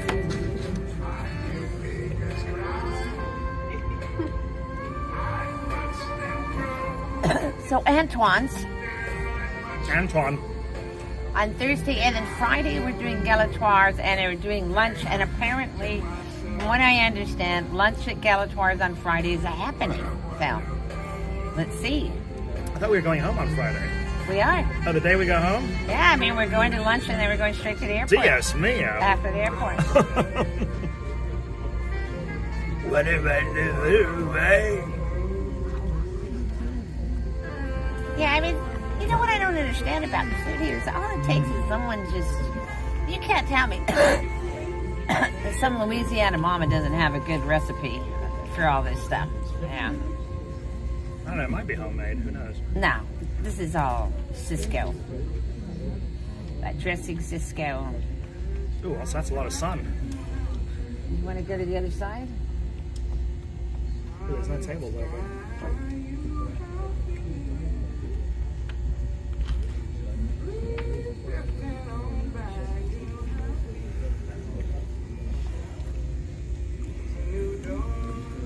I know, you can't see. I think Linda says Louis. Louis Armstrong. What did I say? Is that what I said? I think you said Louis. Okay. There we go. What a nice way to have a delightful meal. Little music on the river. Big muddy. That's very positive. Who said that? That would have been Linda Estee. Thank you, Linda. San Diego. Wah, wah. Wah, wah. Oh, there we go. T-Laroo. My wife and I were in NOLA a week ago. Oh. Delacroix is amazing. The duck gumbo and the fried chicken over red beans, and rice might be the best thing we ate there. Where was this, Delacroix? Yeah, Delacroix. C-R-O-I-X? Yeah. It's croix. Ah, Delacroix. No, Delacroix. It's Delacroix. Oh, mon Dieu. There we go, Lizzie. You see how the food was? The food is not the best. It's okay. It's not the Lido, baby. It's not even okay. It's not the Lido, baby. Yeah. Move over to... Well, there's no seats over there. Huh? There's no seats on that side. Tables. Oh, that's true. Okay. Can't see a dang thing right there. Or even here. You want to move here? Doo-doo. Doo-doo. Doo-doo.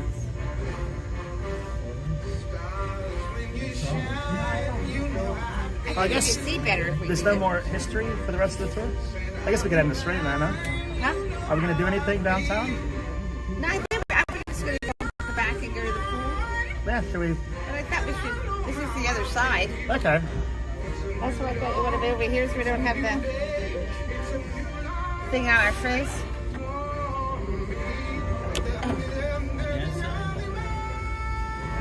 Well, I'll just give you a little ambiance there with the music. I'm okay.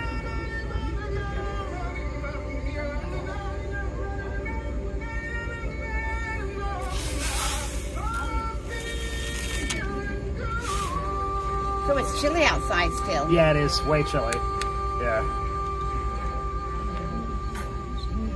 Anyway, they said the British. Oh. And they're from the Caribbean, and it was freezing here, and they were like, what the they hell? were dying. You know, yeah. Soldiers aren't gonna be able to fight. They're not gonna have any. And they lost anyway, so. We are the USA. Well, and the interesting thing is, oh. I turn it. There we go. Just,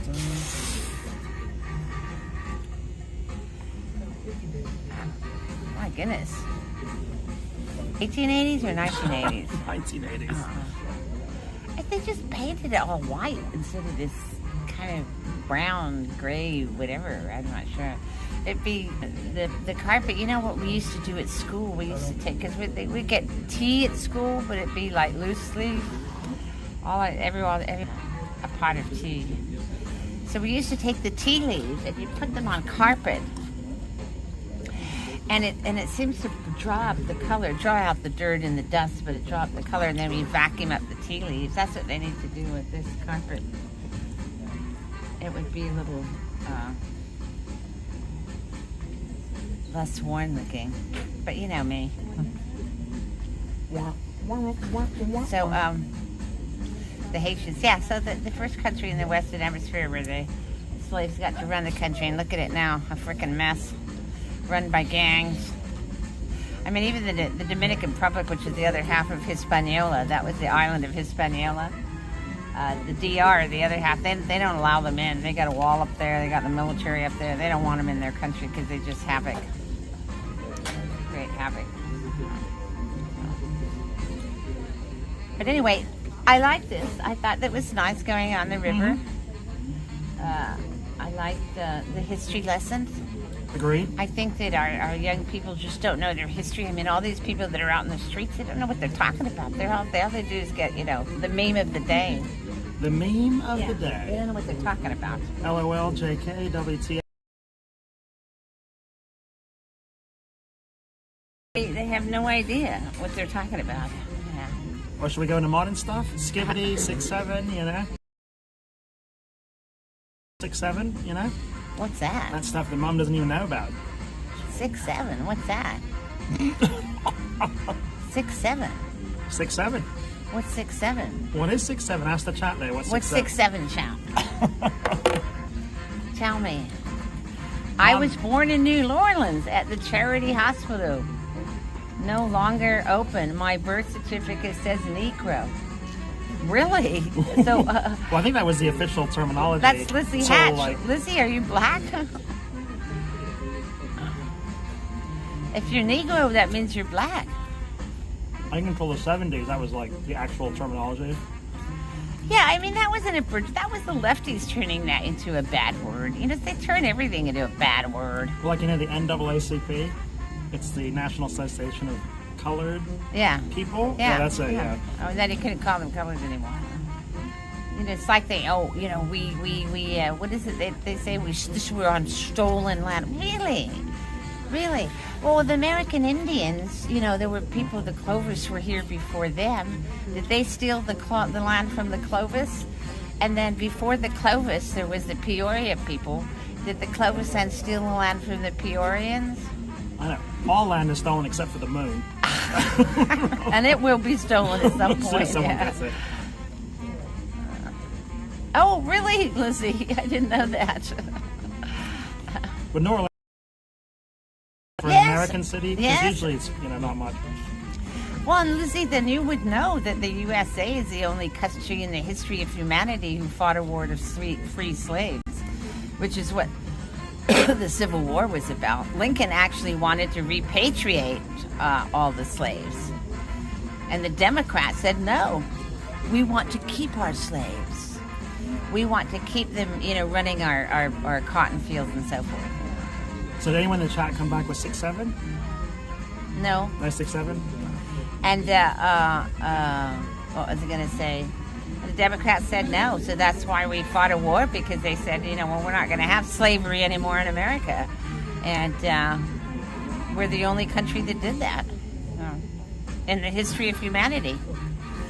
And the funny thing is, it was rampant. Everybody engaged it, and it was just part of normal trade. I mean, today we're all horrified, but back then... standards change for what normal is a lot, you know.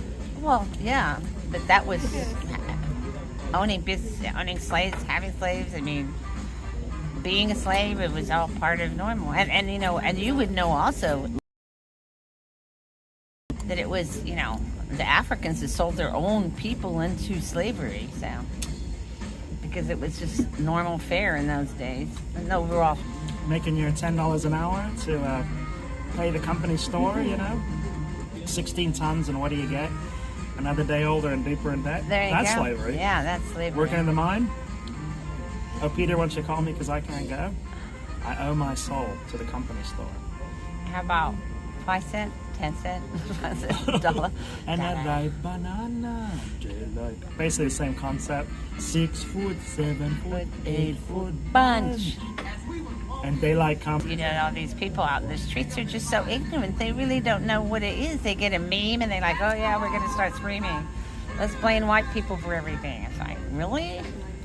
Well, it's nice to go to something, you know. I mean, but this whole trashing of white people is just like, percent of the world population, but we provided the world with 100% of all modern conveniences known to man. 100%. Actually, it says YouTube failure or something. I don't know.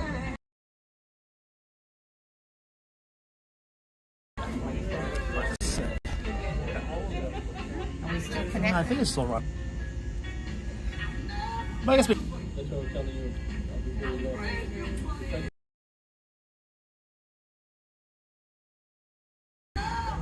But that's a statistical anomaly, actually, when you think about it, because 8% of ingenuity should have come out of China. Population